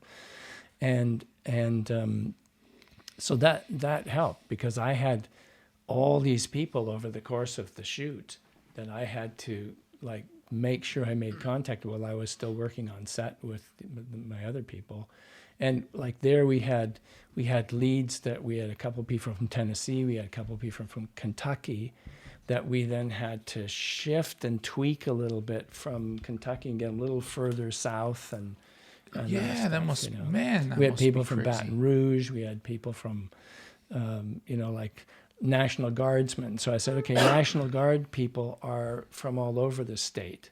So we could have people. So if you're having trouble with this part of an accent, let's put you from here. Can you do that one? Does this sound okay for you? Yeah, that's okay. Okay, you're a National Guardman who happens to be from this part of the state who's down here. Nobody knows that, but you know that. So, and also we looked at how military people have a certain way of speaking. They have a certain kind of vernacular and a certain posture and everything. It's like when you listen to a police officer, they go into that, we have a perpetrator or a suspect that we've apprehended. And Okay. they use that certain kind of impersonal cop speak. Yeah. Yeah. Right? So we looked at finding that in the military guys. So they had that kind of so you just get that sense that this is the soldier and that sort of thing. I'm getting a sense, if I have my producer cap on, why you would not have John on set every day. It's expensive. Expensive. I hope Yeah. you're getting paid big bucks for this. but It's I mean- massive. But it doesn't matter. There's so many other things in a film that you could save your cash on. This is incredibly smart to have you there. The thing is, I'm working with the producer or with the actor Right. on something that is so close to the performance that if it's not right or if it's not believable, let me just put it that way in terms of right. If it's not believable, and that's even if we're look at Fargo, where it's kind of a little slightly heightened. For example, if it's not heightened within a believable accent for that, it doesn't quite work, right? And also, if the actor isn't at the point where they don't have to think about it all the time, then it'll show, and it's hard to hide. I mean, and the other thing is sometimes they don't want me on set every day. They'll say, we just have the budget to have you prep the actor and that. Or sometimes you'll have directors who say, I don't want to coach because that's somebody who's interfering with me talking to the actor. And they're talking, and they're focused on the accent, and that may get in the way of the performance, you know. It's that thing of I don't want the accent overruling the Sam the Neill thing. performance. Well, yeah, I'm thinking about like Brad Pitt in Snatch. Mm-hmm. I mean, he went really far with that accent. Yeah. What kind of effort needs to be put in for something like that? It depends on, like, that was a kind of a heightened, you know. Yeah, that was very extravagant. Yeah. And there are certain ones where they kind of go over the top like that, right? Yeah. Now, the other thing, too, that like you're talking about German accents before, right? You look at Christoph Waltz in Inglourious Bastards. Inglourious Bastards, Great. you know, like unbelievable performance there. Yeah. But though many people recognize that as the German accent, it's not a Hogan's Heroes German accent, right? When people talk about, like, a lot of people, if they have to do an English accent, will say, no, I'm good. And their English accent is a Monty Python English accent. You know, that's sort of super English. Yeah, for comedic effect. Yeah. So it's often that, like, German people doing German accents are often going this, that, those. That's how I do it. Yeah. Okay. There's a very small area of Germany where they use a this instead of Well, that's where he's dis. playing he's from. Yeah. Yeah. You know the very detailed. knock knock joke? Knock knock. Who's there? I will ask the questions. Right. So that's the kind of That's really funny. that's the kind of sort of over the top. Sure. Yeah, thing. yeah. Now, I mean, you do have, like, for French, like, you do have a Jacques Cousteau sort of, you know, Falco is sitting calmly on the bottom of the sea. That's, you know, really strong. There are people who speak that way, Sorry, right? I love this. But That's great. But for German accent, like the Hogan's Heroes German accents that we heard are comedic accents. Right. And Germany, like, my mother could tell you practically what side of the street you grew up in which city in Switzerland, because she was so attuned to language. She Right. spoke 5 languages, so she was really attuned to that sort of a thing. And so in general, for example, one of the things I look at an accent is one of the 2 things that I often look at. What do people do with the R sound, and what do they do with the TH? Because many accents in many languages don't have a TH in them, right? German does not have a think or this. And Okay. French doesn't either, right? If somebody's name is thought of Theo, it. they don't call him Theo, they call him Theo. So that goes back to that joke about the ship calling the Coast Guard. Yeah. Oh, the They're Berlitz. sinking. Yeah. They're sinking. Yeah, sinking. What are you thinking about? Yeah. And then Berlitz comes in. Yeah, that's a great joke. Yeah. So that's one of those things of, is this a stereotypical accent? So, for example, with the THs, most people who are learning to speak English have difficulty with the TH if it's not in their language. So Germans or French people will often, for a voiced, so the thing is, with the TH, you have 2 THs. You have a voiced TH, this, that, and you have an unvoiced TH, think, 3. Right. Okay? So that sound I don't even is... think I ever thought about that in my life. I've never thought of any of this. Yeah. So it's like a T and a D. They are made in the same place. D, t, right? The tongue behind the teeth, and it releases the air, and the air coming out makes that sound. So if I use my voice, I get d, d. If I don't use my voice, my vocal folds here, vocal cords, and make the noise, then you just get th, th. Right. Okay? So all of those sounds are voiced or unvoiced. The difference too, since we're talking technically here, we have vowels and consonants, right? Right. A vowel is a sound which is made as the air gets, we have a pulmonic speech. The air from the lungs comes out through the throat, and as it passes through the larynx, the vocal folds, people call them vocal cords, but they're actually, the technical is vocal fold, right? They're these two little sort of membranes that come across, and they vibrate as the air goes through. And by opening and closing them, it changes the pitch and all that. So when if we do a vowel sound, that means that it goes through there, that creates a sound, like plucking the guitar string, the vibration makes the sound, right?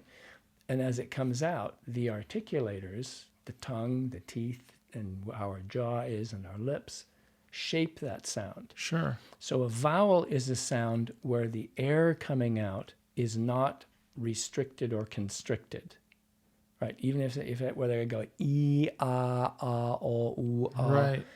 it's still the sound is coming out purely, and I'm shaping it, right?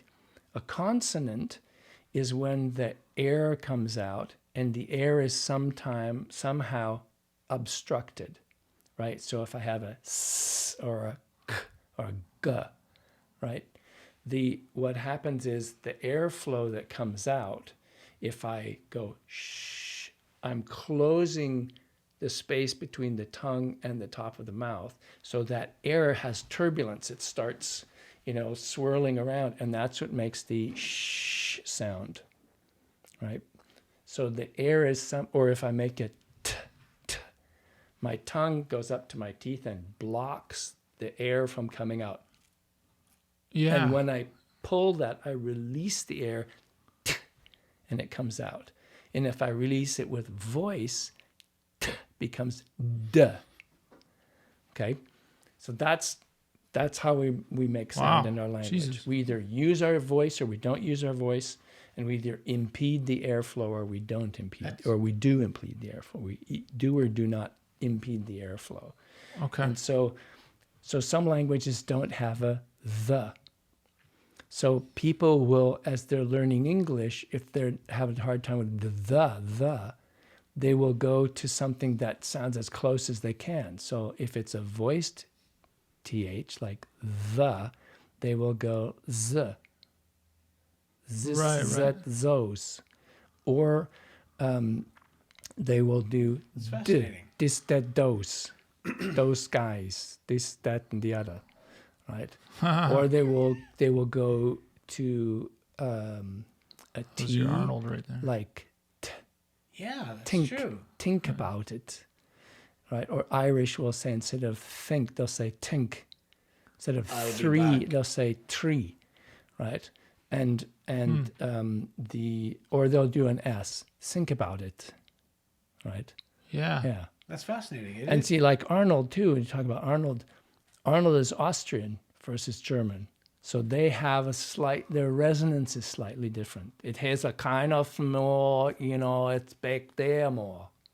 So he's, that sort of, Okay. come on, stop whining, Okay, speaking of Arnold, I want to talk about some fighting.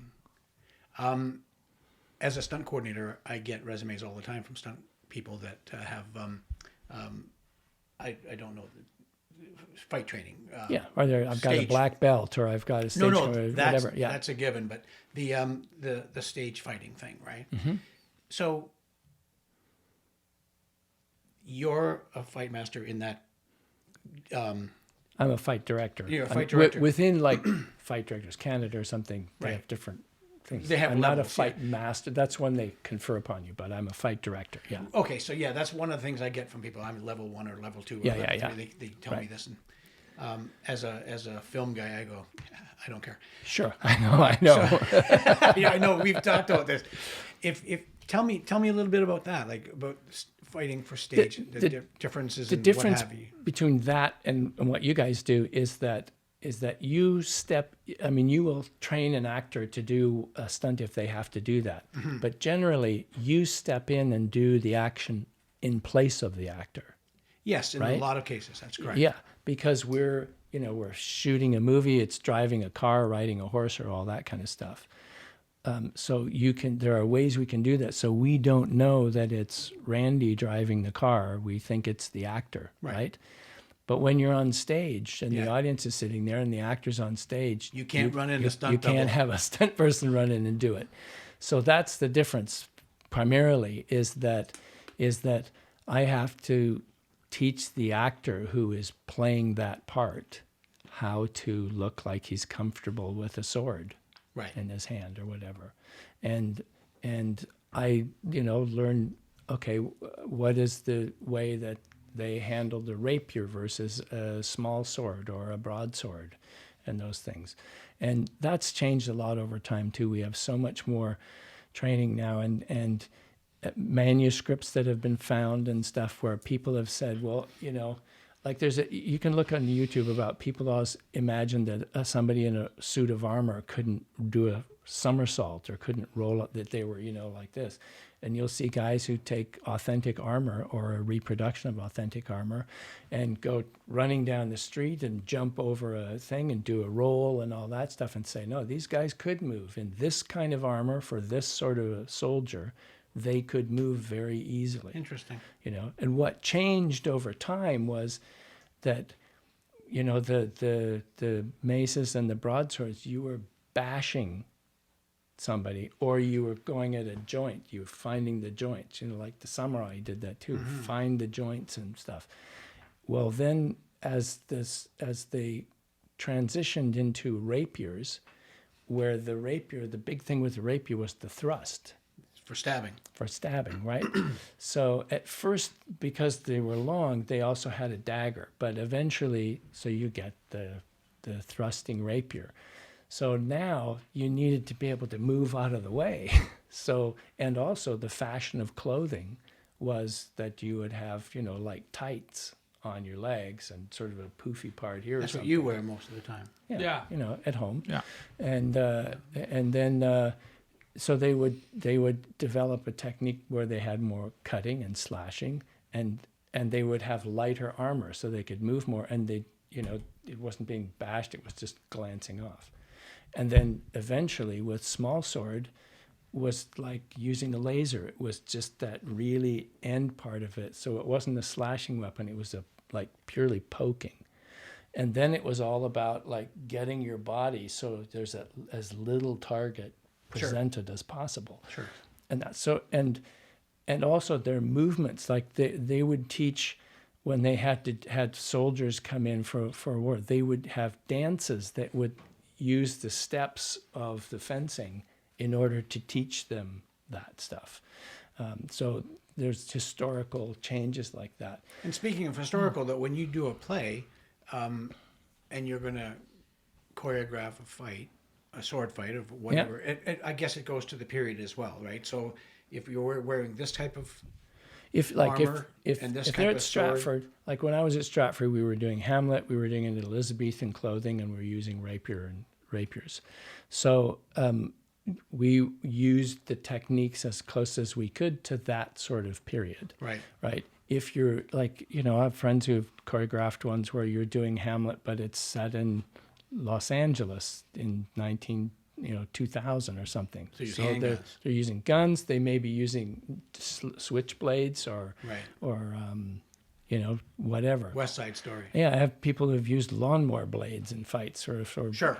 Apocalypse Now. Now, do you guys, when you do that, like I don't do stage work.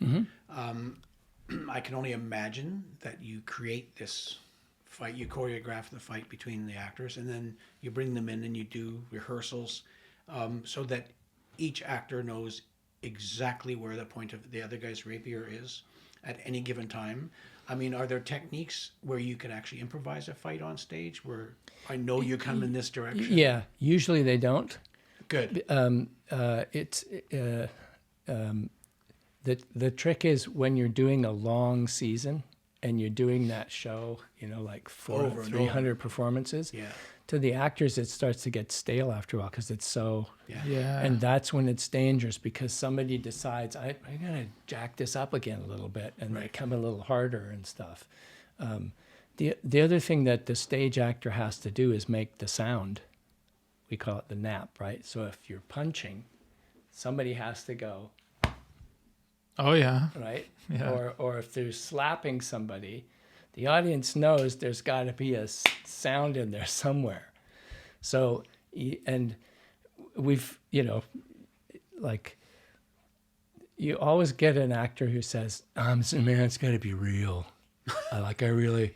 Yeah, we work with it those only guys. It only works if I really slap him. Right. Like, you don't often get the other guy saying, or the other guy goes, no, I can take it. Go ahead and slap me. Yeah, this needs to be real. I need to so be slapped. Make Right? sure. Yeah. So I said, so if you have to slap Meryl Streep, Yeah. right? So here's the place you're going to slap her. If a finger goes up here, or The show's over. breaks her 100%. nose, or hits her ear, or down here, or here, it could change her career if her nose suddenly is, or whatever. Oh yeah. And like for a film and like in stage, you have an understudy who comes in and pops in, right, while you heal. But for film, it means that person, we can't shoot them for a little while, or we have to put makeup to cover whatever, right? So for that, like for slaps, and the slap always comes at a point where a slap is often a kind of a, It's an exclamation point. yeah, it's like smarten up, wake up, right? So if you have a slap that's like, Yeah, no kidding.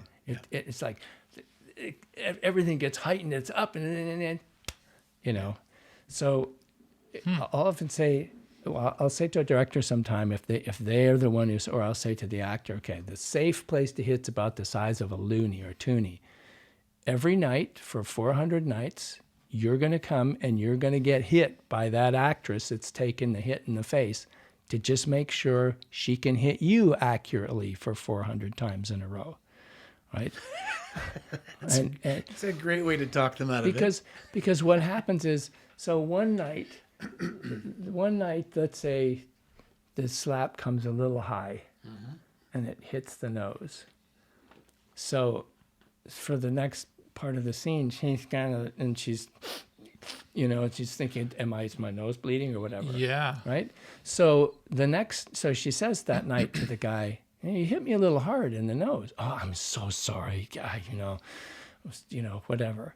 So the next night, There's nothing. she flinching. either tightens up and it really hits it, or she flinches and goes to here, and now he's got her in the ear. Totally. So then it's like, hey, you've twice now, So now you've got two colleagues who are supposed to be helping each other and protecting each other at each other's throats. Right. Or at least, upset with each other. Whereas if you have a stage fight where either, you make the sound or they make the sound, and when the slap comes, and you do it and you put it in such a way that hopefully everybody, but most of the audience can't see that hand making that sound as Right. it comes by, then the actors are free to just, and really do that. That's interesting because in an audience, in a theater, you're on stage and you have an audience that's spread whatever width across the auditorium, and you have to somehow mask that and create that illusion. Where in film, we just point the damn camera and I put you wherever I want you and sell this sucker. Well, Yeah, that's the man. thing. Yeah, in film, that the director can show the audience, this is what's important. I This is direct what I- you need to see. Yeah, 100%. Yeah, like you can't watch what the other person in the scene over there is doing, unless it's a wide shot or whatever. Totally. Right? And on stage, people can look wherever they want. Right. And the difference, like if you go to Stratford and you go to the Avon Theatre, where it's a proscenium arch, right, where you're looking at the stage. If you go to the festival stage, it has a thrust that comes out into the house, so the audience is about to hear. Interesting. So somebody over here can look, right? So There's a challenge. so the directors have to move the time. actors around so they're not doing a whole scene with their back to this part of the house. Yeah, and that's sometimes they'll put their body this way, but put the their voice that way, the face that way, and they can move that. And then you go to the Tom Patterson Theater, which comes all the way out like that, where the audience is almost all the way around. I haven't been in the new one, but sometimes they're all the way around. How am I going to hide this? Does it not become an incredibly unnatural blocking? It can be, and you have to. I suppose that's the beauty of a theater director. Well, you have to practice it with the actors to the point where, if you're let's say you're doing a slap where you've decided the way I'm going to hide this, because let's say the other actor has their hands down. It's a dad, and he's saying, "I don't want you to take my car out anymore. And you look at me when I'm talking," that kind of a thing. So he's going to backhand, right? So one thing you can do is let's say he puts his hand up and he comes from, he just passes this and does that as he goes through. If when this happens and he drops that out of the way and the audience follows the hand up through and watches the other reaction, you tell the audience where to look now, so they don't see this. Well, if you go and that stays, they know where it came from. Right. The eye will go to the movement. Yeah. It's the same thing you guys do in the film, where as long as the plane is broken. That's correct. When that comes, right? Yep. So if you're on a motorcycle and you're getting clotheslined by something, when you have them on a cable and the cable is 10 feet long and the thing they hit is 15 or 12 feet away or whatever. Right. And you shoot it right, so the timing is right there.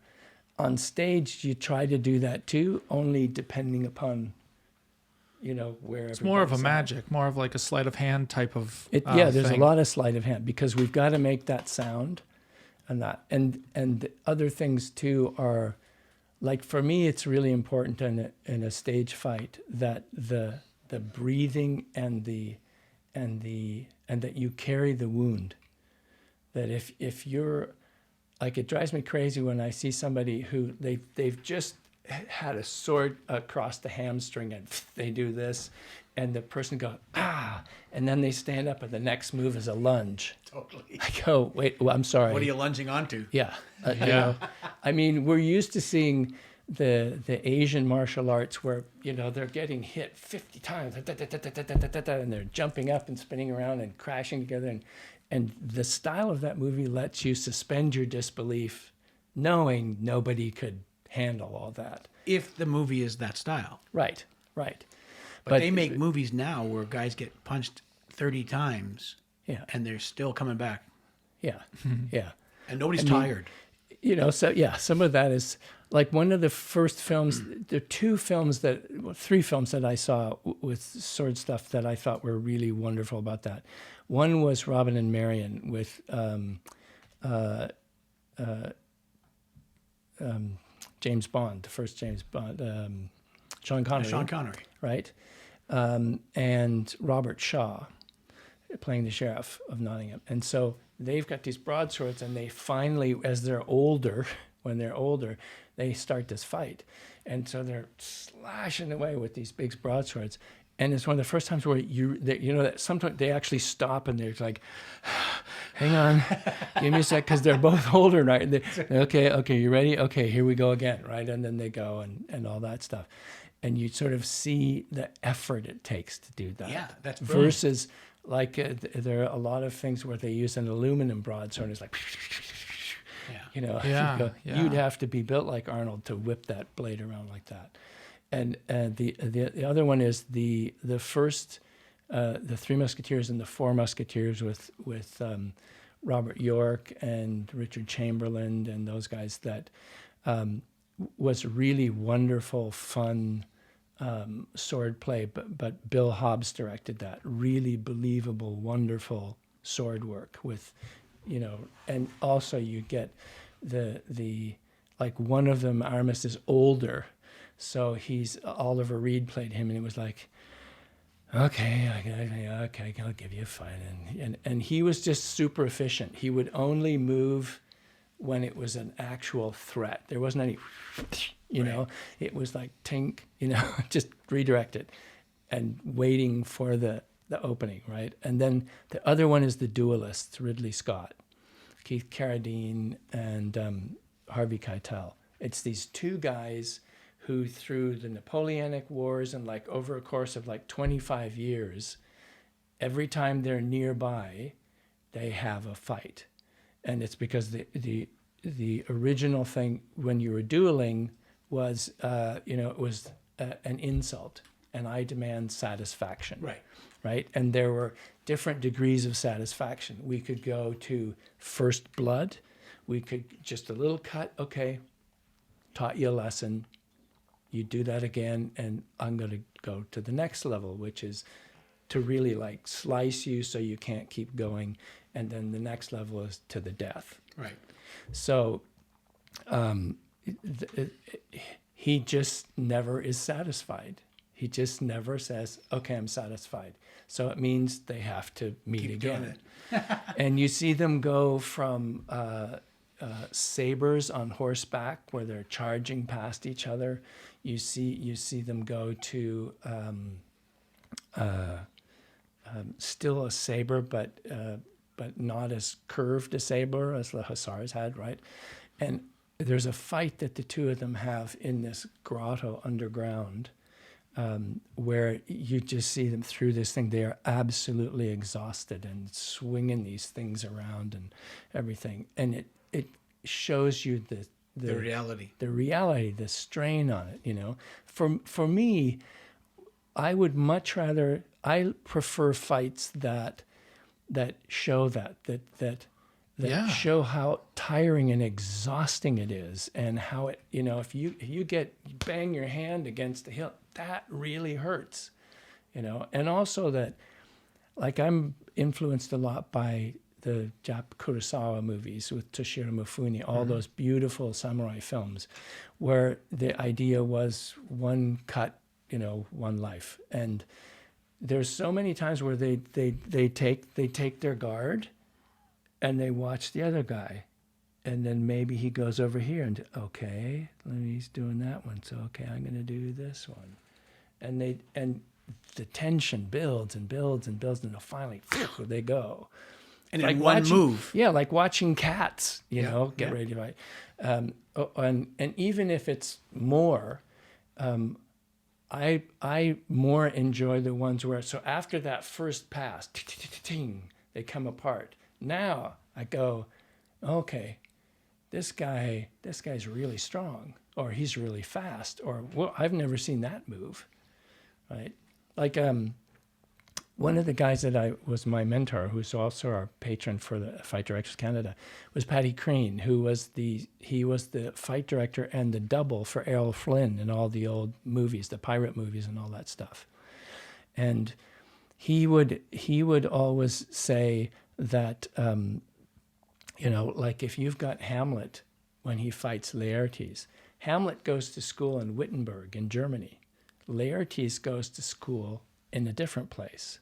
So when they have their duel at the end and they come out to fight, one of the things Paddy used to like to do was he'd say, so if Hamlet is Wittenberg, he's more of a backsword, like hanging the sword this way. And Laertes comes out like this, more the French school, right? So he says, suddenly you've got a chance for Hamlet to go, he comes on guard here, and Laertes comes here, and Hamlet's like, oh, this is interesting. Yeah, right? I've never seen this now, before. Laertes has a poisoned sword, and this is supposed to be this friendly little fighting thing. Joust is this friendly little sword fight, sport thing. But Laertes knows, I got to try and kill him. I got to get this poison onto him.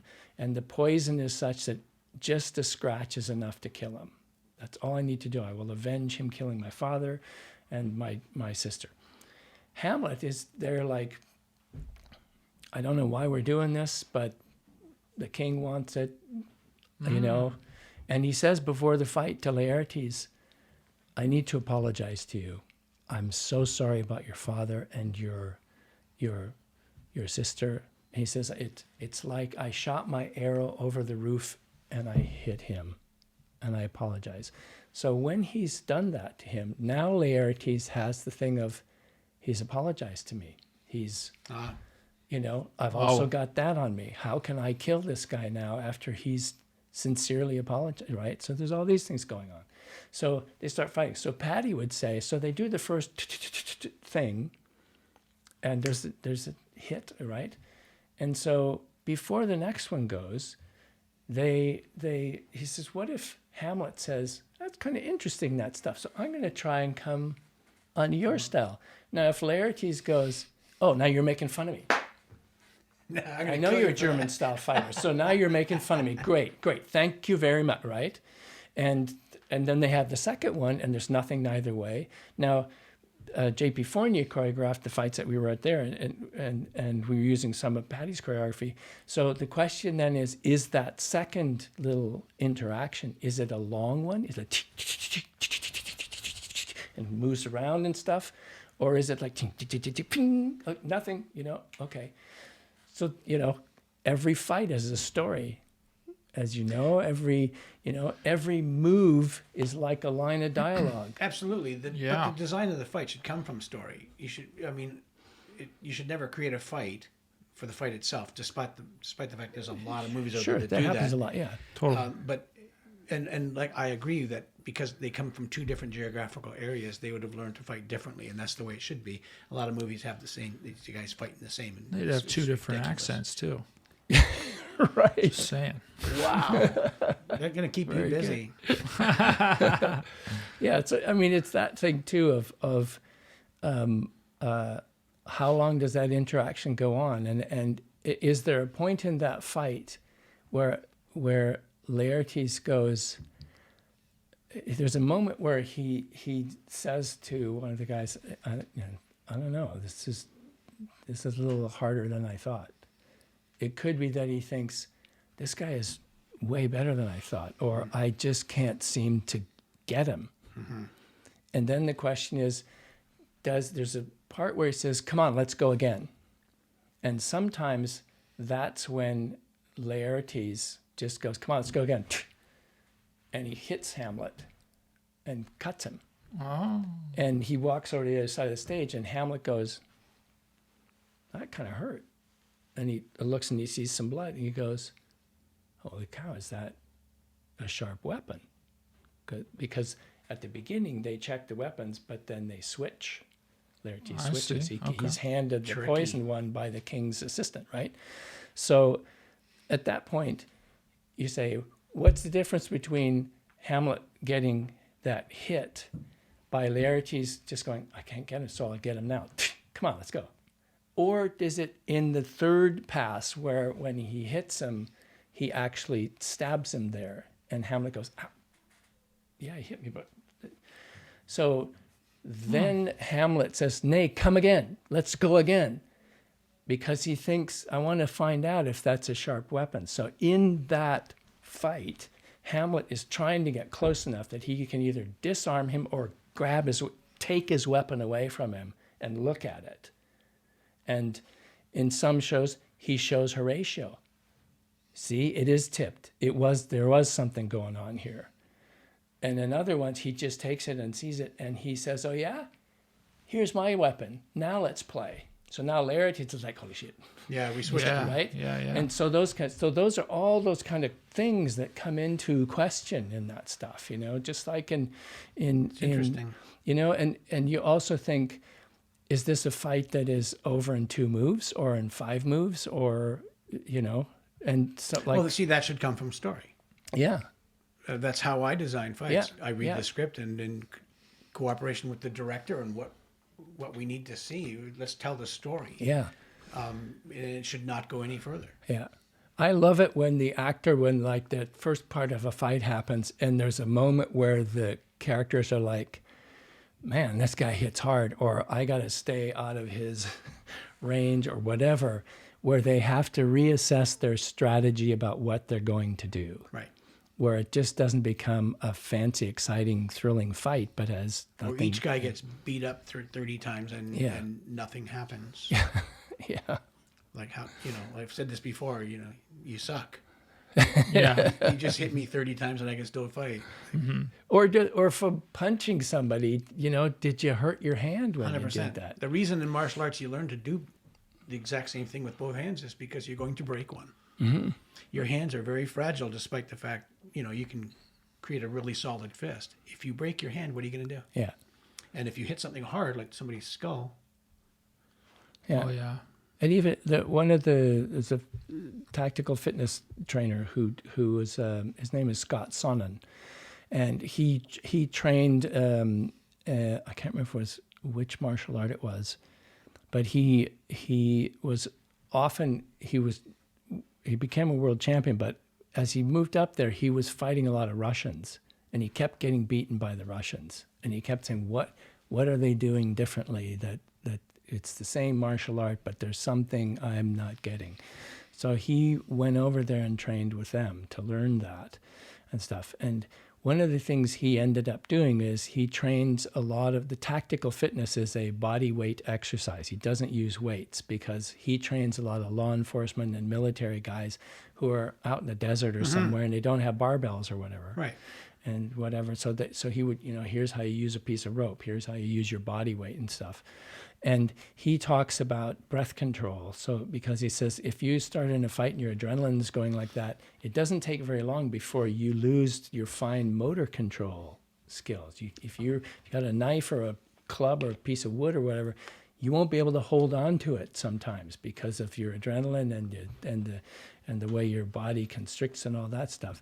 So he teaches this sort of way of breathing so so you can get your breath under control and maintain your ability to keep your grip. Was this the answer he discovered when he went to train with the Russians as to what they were doing? But part of it. Okay. Part of it. And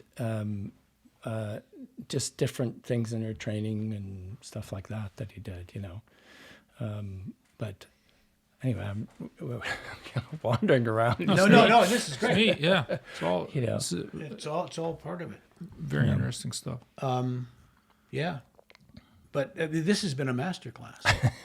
Well, yeah. Now, speaking of masterclass, can we go back to accents a little bit here? Mm-hmm.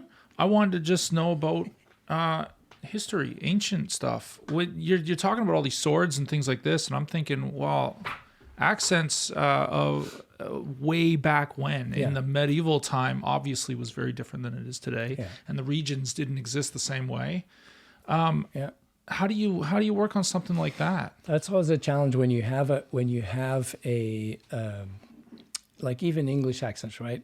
People use this RP, this upper sort of. Generally, when you get a call for an actor to get an audition, they'll say, "This is an educated upper class character. We want an RP accent." So RP stands for received pronunciation, and received pronunciation came about late. I think it's the late 1800s, early 1900s. Some dialect coach out there is going to say, no, it's this date. But I'm going with yours. It was a way so that when people came from various regions, in order to sort of get them to stop judging each other all the time, from like George Bernard Shaw says, the minute an Englishman opens his mouth, he gives another Englishman a reason to hate him. Right? Because he immediately says, "Oh, I know where you're from. I don't have to pay attention to you. Like you're a country bumpkin, right? Versus somebody who has a more upper class act, whatever." So they categorize you. I mean, we still do that now. You'll hear people say, "Hey, how are you?" or whatever, and you okay, of course, right. Not to my Kentucky friends, don't worry. Yeah, mine either. I'm just kidding. But so they started to teach in schools this received pronunciation, which the idea was, if we all have this certain way of speaking, then we free people up from We can all get along. that class thing. That's right? interesting. As the merchant class started to send their kids to better schools because they wanted to move up socially rather than what family you were born into, that received pronunciation was, the idea was to even it out. And then after a while, the BBC adopted it as their sort of BBC English, right? So that they could have a clear understanding across the country of that speech. And Everyone must sound like David Attenborough. yeah, and there's also, like, you can tell a BBC, like the older school BBC correspondents, when they were putting stuff in, would have this way of ending a sentence that told the people on the other side, okay, he's finished with that sentence. They would say, and this is so-and-so reporting from Istanbul. Da, da, da. They still do that. Yeah, some of them will still do Absolutely. that. There was a reporter at CBC. I can't remember her name. She was, I think she was from the Caribbean, but she had a kind of a Caribbean English accent, but she also would use that sort of Sarah Jones, CBC News, Toronto. So you knew it wasn't CBC News, Toronto. So they're going, is she done? Right. Right? Okay. Sure, no. It's that thing. That happens that way. So it's this way of finishing off their sentence. I'm going to start Interesting. doing that Yeah. today. I mean, you hear that now in contemporary speech, where you have upspeak, where a statement sounds like a question. I parked the car, and it was raining, and I came inside. It's like the Valley Girl thing. Oh my God, da, da, da, da. Or at the end they go down and they go they stop talking and they go to fry. Acting is hard, right? They fry their voice, they devoice it. Yeah. As a way to say they're done, right? Or you have people who say, thank you. It's I'm speaking to you in a way that is not the least bit aggressive. I'm sort of I don't want to offend you. I want to please you. And I'm smiling. If you say thank you, but you're smiling, you can't go thank you. So you go think. So the ah sound now becomes an S sound. Thank, thenk, thank you. I have to watch this podcast over again. Yeah, it's crazy. So you hear that, right? But so further to Andrew's question about like let's say stick with the British thing. Right, yeah. But the middle, do you just make something up or something that's for example, accepted? you have a Civil War film, right? Okay. Or something like that. Yeah. Now, I don't remember the exact date. I can't remember right now when phonographs are like they could actually record people, right? There are some recordings that go quite a ways back into, I think it was the late 1800s, somewhere in there. But before that, we don't know. Like I've done shows where somebody says, we need an early 1800s upstate New York accent. I go, first of all, there was no sort of New York state at the time. It was a colony. And they got off the boat from England 2 years before. So they would have whatever regional European. accent they have from there. Right. Like I worked with... But that would just look funny in the movie. yeah. Would you know Ksenia Solo, right? From she was on Orphan. I'm sure I do. That's Yeah. right. She did a show called Turn, which was set in the Revolutionary War in the United States. And she eventually played the character who became Benedict Arnold's wife.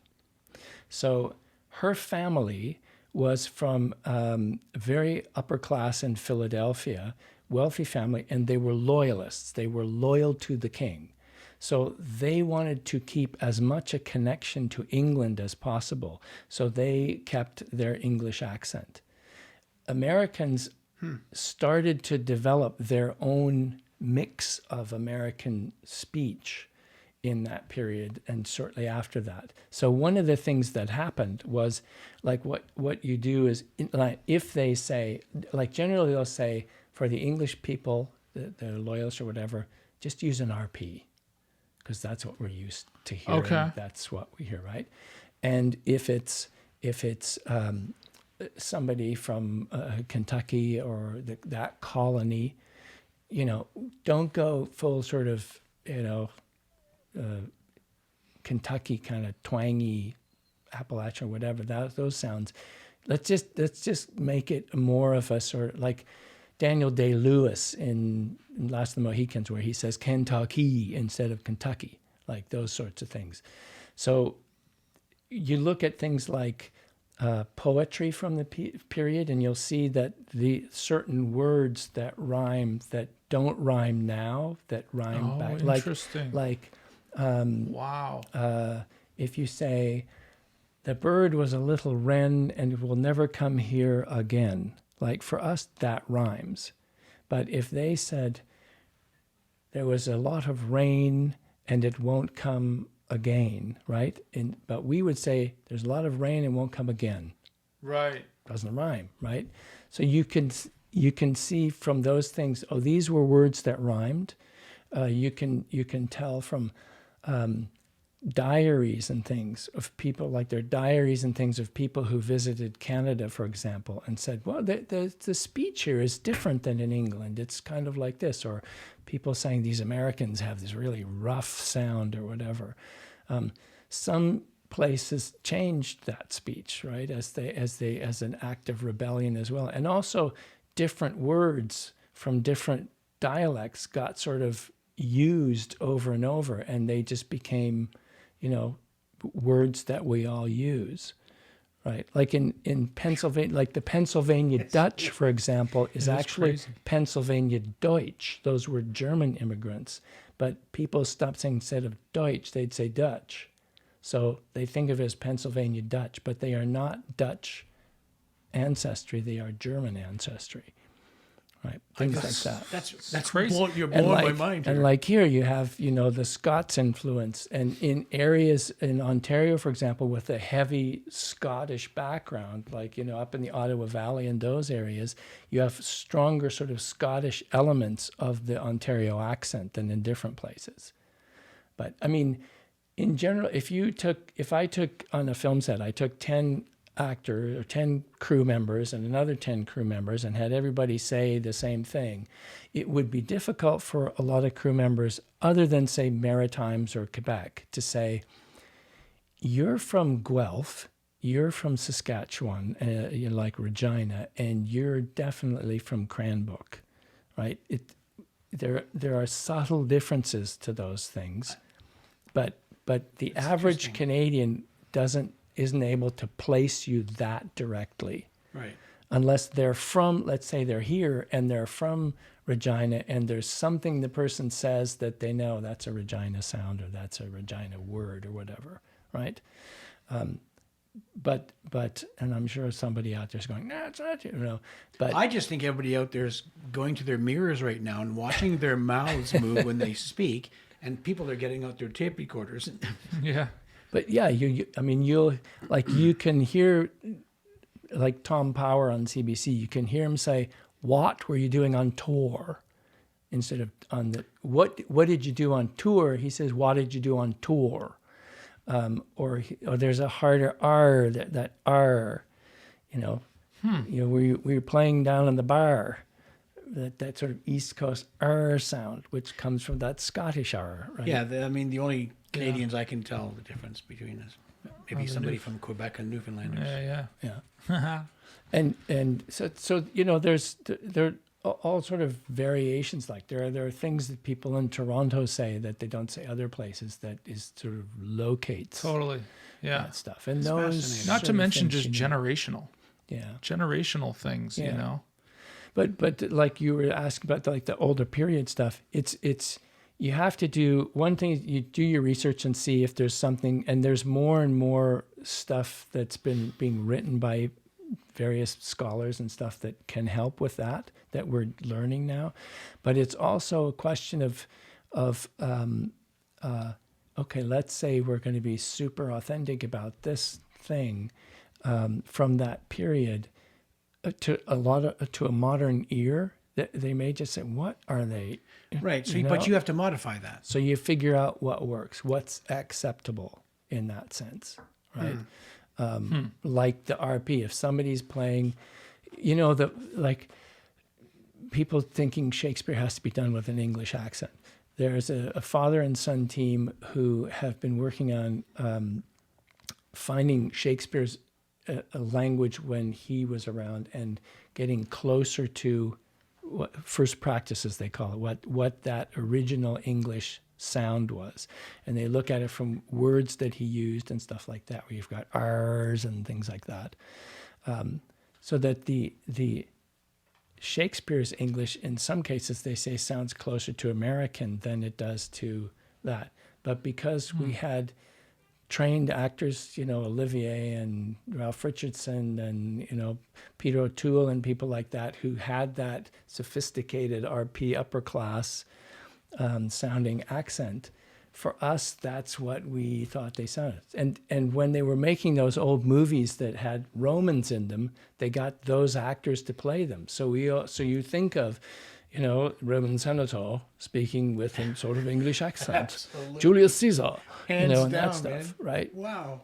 So they don't go to that, Yeah. to an Italian accent. That's interesting. So that there are corners they cut in that, and it also depends on, for that particular production, how far are they going to go into the whole thing?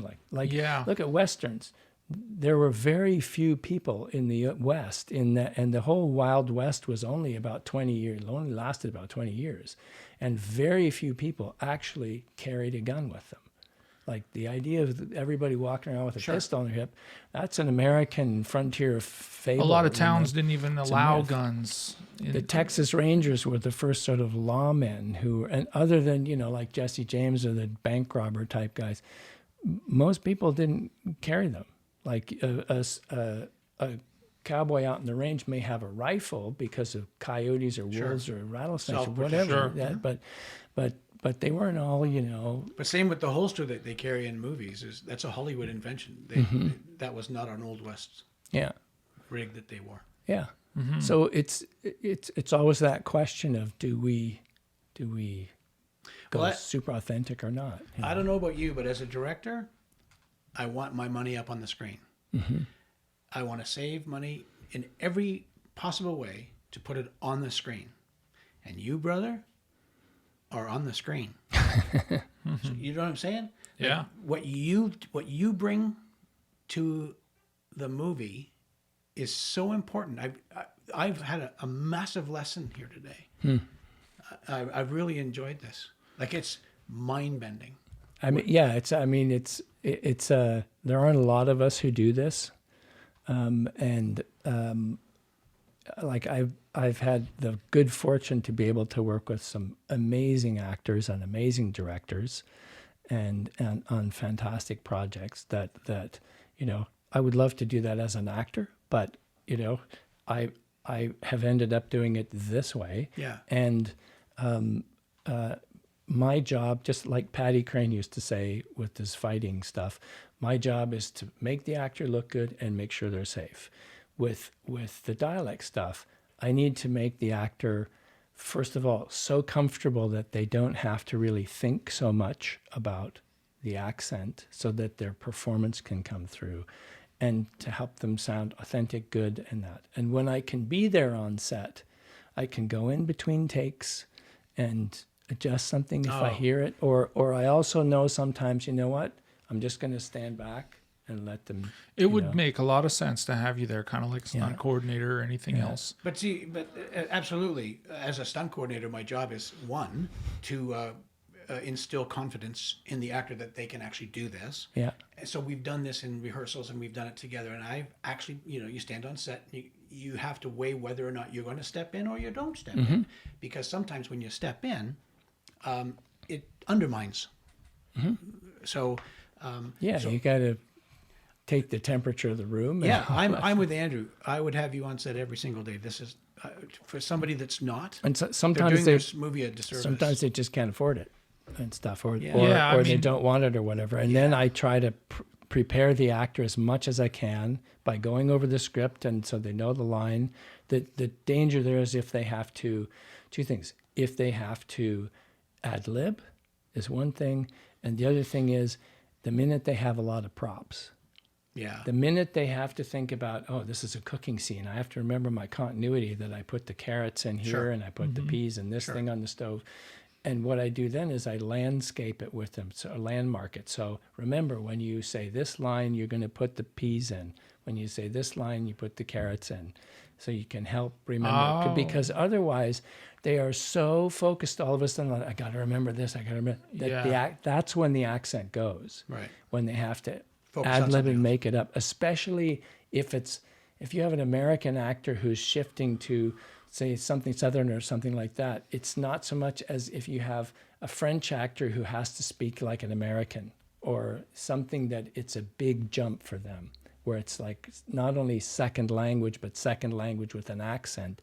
And suddenly they have 15 things they have to do with a proper hit 10 marks. Their mind is there. Right. Right, and that's when it's tricky to go in. Well, my experience with you is just watching Tatiana Maslany Oh, she's kill it. She on was a Orphan dream. Black. Oh my god! Yeah, I mean, yeah, her preparation too, the way she just listened to music and moved around and Yeah. talked to herself all between yeah. all She the had takes. each of the clones had a different movement, a different kind of music. She, It was so sweet yeah. to watch. and she was wonderful in allowing me to help her with when we'd have a new clone of, like for Allison, who is just like a Canadian clone, right? So it's not like we had to do a lot of accent work there. But what we did look at was, she's an uptight person. She wants to be in control. So how vocally does that manifest itself? Is she chopped and very clear and articulate with what she, and so Oh, she wow. da-da-da-da-da, right? So it was, how does that Very cool. How does that manifest itself? Do Helena. Oh yeah, Elena was, But like, for example, Rachel, Yeah. right, who is very calm and all that stuff. We sort of modeled her a little bit after Anna Wintour, the editor of Vogue, right? That special haircut, immaculately groomed. We noticed that in a lot of interviews, she would sit with her hands like that. And I said, she's this woman who has so much power over fashion, over whoever she works with. She's like, you don't say, whatever she says goes, right? She reminded me of a tiger who has, there are these deadly stiletto claws in her hands here, but she doesn't have to do this. She just, there they are, folks. So we looked at, maybe Rachel is that way. She doesn't have to do anything. You just know it's there, right? She Totally. has the- Brilliant. Love it. so Yeah. those I'm different. glad you brought that up, Andrew. I mean, Michael Caine talks about if you're playing a character who lies, you blink a lot, And he says, and there's this one class where he says, when he was doing Educating Reader, where he says, if I say to you, I'd like a coffee and some sugar, and can I maybe get 2 sugars, versus saying, I'd like a coffee and a sugar, and don't mess it up. And he doesn't blink. He just looks at you. Yeah. He says, that makes The a difference. confidence thing, Those yeah. kinds of things. Yeah, no and blinking. that kind of stuff. Yeah. Absolutely. Yeah. I also learned from Michael Caine to look at the eye closest to the Yeah, lens. the thing. Yeah. I love that. Shirley Dean told me that we So were that your shooting a eyes thing. aren't 60 feet high going like this. Yeah. She was telling me she learned that from Paul Newman. She was Okay. doing a film with Paul Newman. And we were doing a thing with Alan Arkin. It was his first directing gig. And it was called My Louisiana Sky. No, My Louisiana Summer. Anyway, there was a young actress who it was her first film. She was the lead actress. And in one of those scenes, her close-up, her eyes were doing that. And Shirley just went up and said, honey, when you're looking at him, just look over that eye. And I hadn't heard that either. I And love said, that. "Oh, that's great." a And great she technique. said, "Paul Newman taught me that."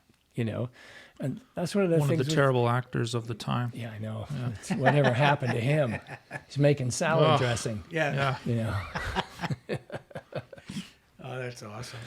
I wanted to mention, we were talking about cars earlier, right? My dad had a Mercedes 300 SL Roadster. It was a 1961. It was originally brought over from Europe by Audi Pabst. You know Pabst breweries? Do you know Pabst Blue Ribbon beer Sure. in the States? Of course. So he had that car. And after a while, he sold it and got something else. And the guy who owned the cheese factory that my dad worked for bought it. And when his boys were, sort of old enough they were driving a lot, he said to my dad one day, "Jake, I've got this 300 SL, and my boys are going to kill themselves in it because they're driving it like a madman, and I don't want to lose my kids, and I don't want to lose that car. Are you interested in it?" And he was like, that was his dream car. And so he bought this car. And so I grew up from the time I was like 7 or something like that with this 300 SL in the garage. And my brother and I used to just go and sit in it, and Hell yeah, yeah. absolutely. Gorgeous. I'd go sit in it now. yeah. And so I took my girlfriend to prom in that car and stuff. And once in a while when I used to get to go see my girlfriend, I had a girlfriend who lived in a different town, an even smaller town than Makokata. And there was a stretch of road from there to there that I don't know. Now, when I think back, my dad was so generous to trust me with that car. But They there was always this are. straight, long section, and I would get it out, and I would just, Yeah, man. watch it go up to like 130, 150. Yeah, Dad didn't have to know about just that. boom, and that car wasn't even breathing. You could be doing 70 miles an hour just in second gear. Yeah. It just and the steering wheel was huge, and the door sills were that wide and all. And then later, when my dad was older and said, I don't want to have I'm nervous about having the car around. I don't feel comfortable driving it anymore and stuff. The guy who was our mechanic for the car, my dad always had Benzes or BMWs, and he always used to look after them. He bought it and he restored the car. He took it completely apart, went through everything and restored it, and took it to one of those grand concours sort of things, where they judge your cars and all that stuff.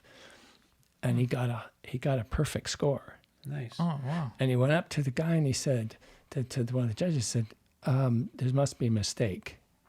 You gave me like 100 points or whatever, and nobody ever gets 100 points." And the guy said, "Steve, your car is a 100-point car. It's perfect. It's immaculate. Yeah, Wow. yeah." And so it was. I'm so happy that car ended up with this guy who Where is it now? loved it. It's in Iowa, in Clinton, Iowa. He has a little garage where he works on Benzes and BMWs primarily. He used to work at the Benz dealer, and then eventually started his own company and restores them. And so he took this car and put it like to Beautiful. Love it. perfect condition. Wow. Yeah. Great story. Yeah. I love that.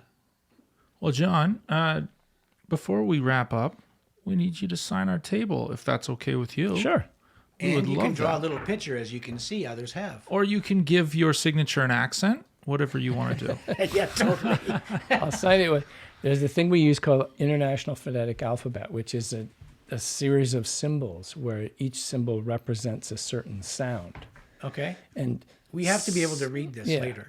some actors know this, and if they know it, and they can say this sound is going from let's say you have a more Midwestern American sound. Instead of saying 10, they say 10. Like, just a minute, I'll Ten. go get it. 10 and 10 will get you 20. Yep. Right. So I'll say, so the S sound is a sort of a backwards, it's a sort of a script E, Okay. right? But the I sound is a capital I. an E sound is the small I. So I can say to an actor, you're going from that sound to this sound. And they know, oh, that's the I, that's the I sound. So they can. And this is what they would use in a dictionary, perhaps. The dictionary is not always International Phonetic Alphabet, but they do have a little key, usually at the bottom of the page, where it'll say it sounds like this. Yeah. Like pronunciation. Because you're using letters that look similar to regular alphabet, most actors, if I say, okay, you're going to say 10 and 10 instead of 10 and 10, they will write it out as tin, T-I-N, and 10. Right. But there are other symbols that are like, if you have a question mark but without the dot at the bottom, that's a glottal stop, which is like the like when you hear an English guy going, hello. Oh, butter, wow. bit of butter. That's a glottal stop. Yeah. Your glottis goes, and it stops the sound for a second. Yeah. So that, when you notate that, if you have the word butter in that accent, you would write the B, the sound is an upside down, like a tent, right in the middle of the mouth, and then you do the glottal symbol, and then you have a schwa, which is a little E, which is the sound, the unaccented vowel, right? So you would have So I could give that to somebody who knows IPA, and they would go, because they know the symbols. This is the longest explanation from anyone about to sign their name. Yeah. Okay. Absolutely. Yeah, that's awesome. Wow, man.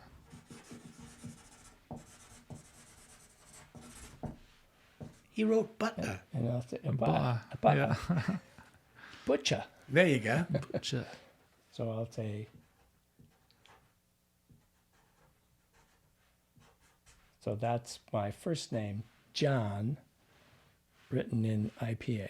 It's a D for the, and then this little sort of a Z, J, like the D is the D, that symbol is the J, like in measure, John. The backwards A is the sort of Midwestern John, and then the N. No. And so you John. can, and you put it in a bracket, so it's that way. Wow, right on. The things you learn. I mean, Man. I don't know if you guys in your stunt stuff, do you have, like, when you plan out a fight, like if I have a sword fight, I have notation so Yeah. that I can write down and later remember. Of course. Where I do that. You know, where I have a stick and it's this, it means that the slash is here, and if it's circled, it's a thrust up there, and that kind of stuff. I don't you have do those. this? I just write it out. Yeah. Do you have symbols that you just use do you have a shorthand you use for certain stuff? No? Not. I don't personally. And with a car skid, do you just go, I have We dinky. just have dinky I cars carry and do around it a all on couple the ground. times, Yeah. I carry dinky cars, yeah, and I just pretend, and I give each guy one. You squeal this one out. You know? Yeah. And we all play with cars for. Yeah. John, I cannot thank you enough oh, this has been for wonderful. making the trek. It was awesome, man. Thank you. It was a master class. Yeah, that was an education and a half. That was very cool. It was very cool. Well, thank you. That's There's a lot of stuff people can find on the internet watching this stuff. They can find you Instagram. Yeah, I'm on Instagram, but on YouTube they have guys who will do, like I said, they show different actors doing different things Sure. and stuff like that. That's Yeah, kind of fun. I don't want them looking. Is up there other anything people. that you want anyone to know or something that you want to plug or anything at all? I mean, five Days at Memorial is a show that's out right now that I worked on. I think it's a fabulous show. It's a 5 Days wonderful, at wonderful Memorial. show. 5 And days, it shows you what happens when you got a corporation running your healthcare in a hospital. Copy that. And that stuff, you know, it shows you what gets left out and what gets overlooked and how things get missed. In What's your Instagram handle? it's when I got Instagram, I thought it was one of those things where you never use your real name, you always use a different name. Yeah. So my Instagram handle is ski, SKI, and then night, KNIGHT, Because you're also a professional ski instructor, but we'll get to that in Yeah. another podcast. 177, which is the length of my skis. Ski Night 177 Yeah. Copy that. So anybody want to contact you or follow you, they can go on that. That's incredible. at Ski Night 177. Cool. Just don't send me the I'm a Bitcoin person, and Oh, Jesus. Oh. Yeah, no kidding. We're gonna send some of those people toward you, but Yeah, okay. thank you. We're going to do it. Investments. Okay, so cut it, D. Thank you, John.